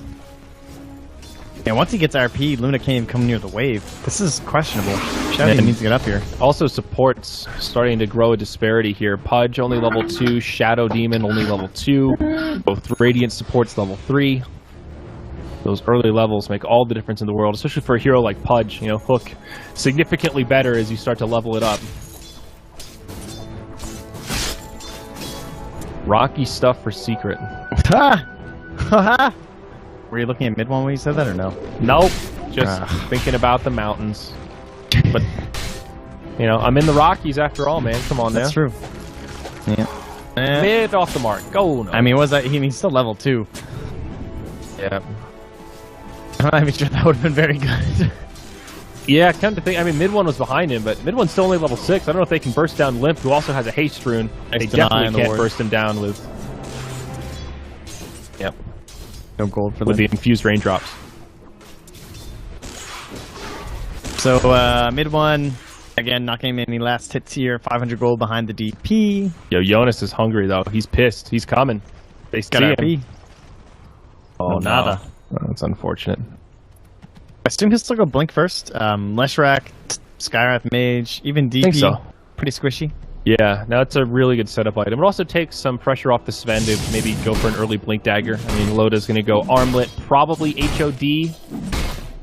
Could also just be Treads HOD. Not sure if he wants Armlet. I think likely. But I think it's Loda Armlet. Yeah, if you go Armlet, HOD, Echo Saber, Blink on Sven, once you get all those items, you have this window where you're a machine, man. It would let him capitalize on the RPs a lot earlier in the game.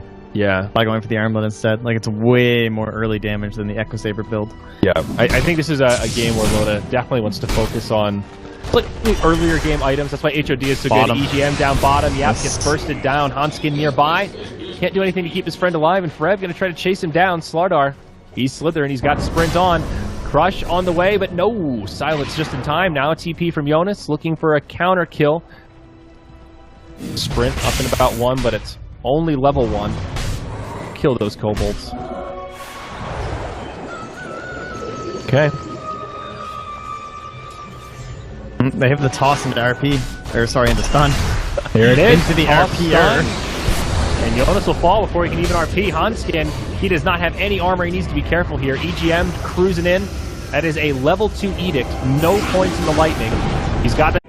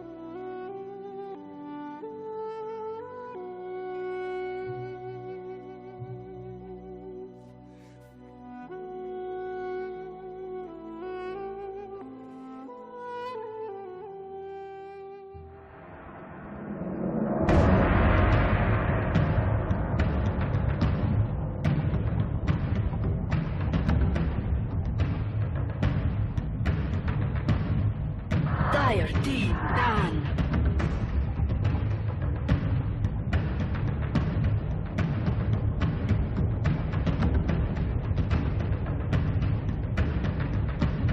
Vigorous.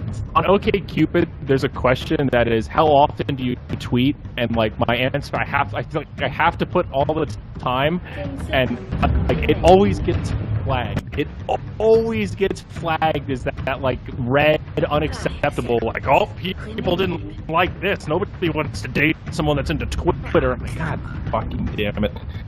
Goddamn millennials. Is that a Meepo ban? What happened? Tweeting. All right, yeah, let's get this Did thing they going. Meepo someone? They must have. Now remember, Alliance is out. So Yeah, they're done though. they could be doing something a little different here, shaking it up.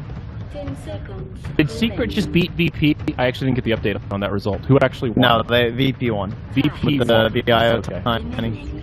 So this is still a big deal for Secret in terms of they need this win. Alright, Secret have not Meepo'd anyone.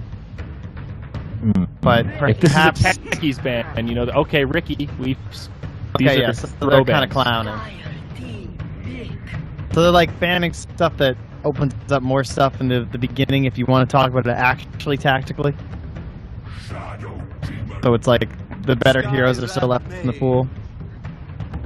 Wow, first pick Skywrath Leshrac. All right, well, Alright. that solves it. Alliance are going to have some fun this game, and I'm ready.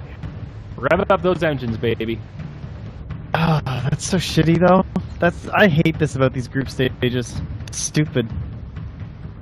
Like they're first picking Skywrath Leshrac against a team that like now team. I don't know. I think that's dumb. Do you think? What do you mean? You think it's dumb from like? I don't know how. Like, is there? I feel like if you have a smaller group stage, then this kind of scenarios like don't happen as much. You know what I mean? Where it's like, Well, it's, yeah, there's more tiebreakers Yes. and shit sometimes, but at least you don't have so many of these games where people just. it happens less because in the big group stage, it's just there's way more variance in terms Yeah, of it can the be order in which decided you play so teams. early. So there is like if it's a 16-team group stage or a 12-team group stage, it stands to reason that one of the lower teams could have like a hell day one where they play the top 5 seeded teams in the Right, tournament that are in the exactly. group. So Yeah. if they lose their first 6 games, they're mathematically eliminated.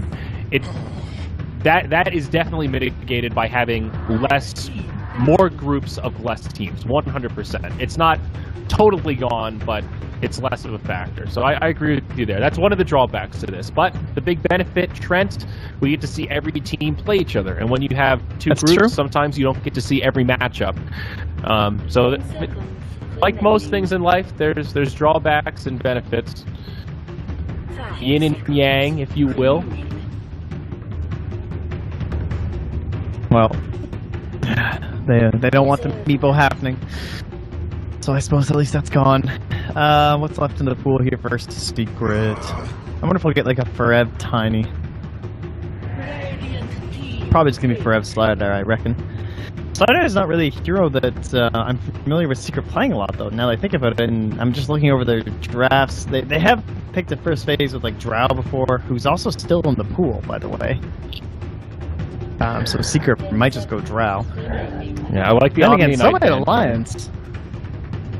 Maybe. I think Alliance are going to go crazy magic damage. This Like, is they're- some complexity shit, eh? With Yeah, the it is. 2 of the call boys, Limp and Hanskin. Like Some complexity used to run complexity this like Leshrac stuff quite a bit.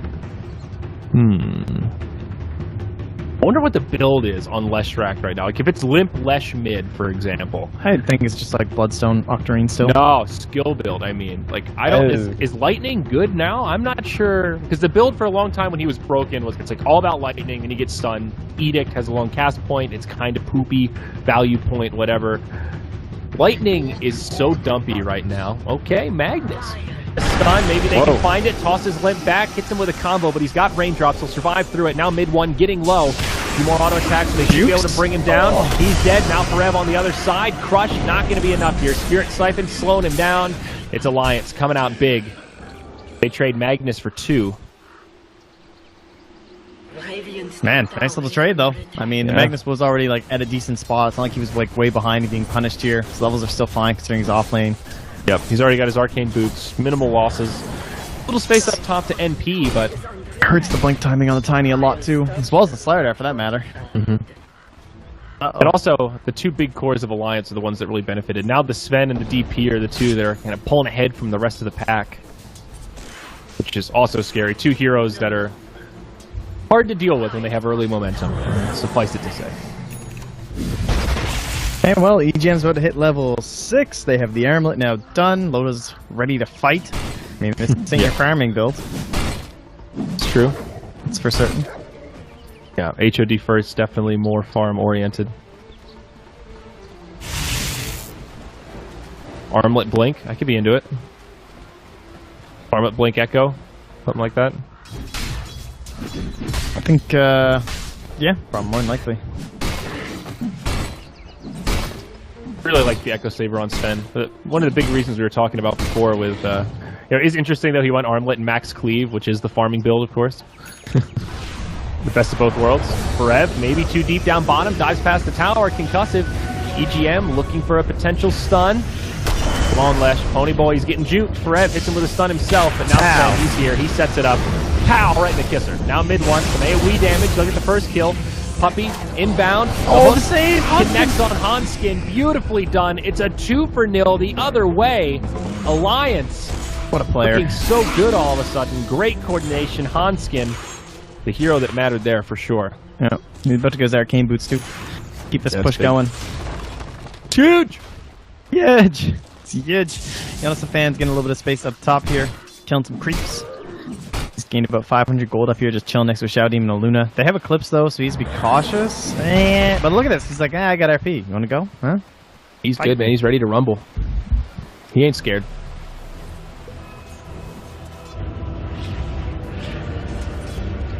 Limp going for Yules this game. Nope, gonna pick up the drums. Tread drum. Okay. Yo mama's so fat, it takes 5 warlocks to summon her. Oh! Yeah, that's a good slam. It takes 5 warlocks. That hurts. Oh boy. Shadow Demon, set up. I mean, he's in. Jonas taking a lot of burst damage. There he is. He's dead. In comes Limp. He's got some friends inbound. Pylai Die will pay for his insolence.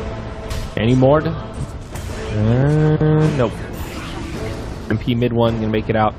So they go 1 for 1. A lot of TP support for core. Not ideal, but hey, this is space creator for Loader. Look at this.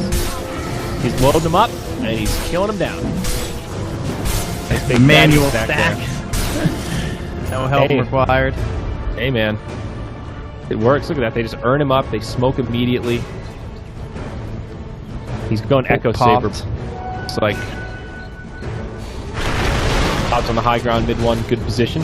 Some stacks here for Secret as well. Puppy, level 5. The pretty decent range on Hook. Good positioning here. Defensive Hook to try and save mid one, but is it going to be enough? It might not be. EGM, Ponyboy, catches up, and he's got the damage. You know, I have to say here, Trent, this support Lesh so far has been pretty impressive. EGM's been killing it. Yeah, he's been nailing the stuns.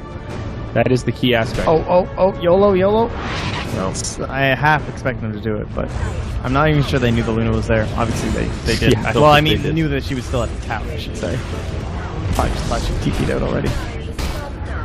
Man, I am really glad he's doing hero. this build, though. I'm glad he's not getting Lightning Storm. Like, I don't know if you played Lesh recently, but it's just... It doesn't feel worth the mana cost. Well, especially on 120 support. for 200 just, damage. Yeah, it's much more important with this armlet and shit to have the edict going for tower pushing.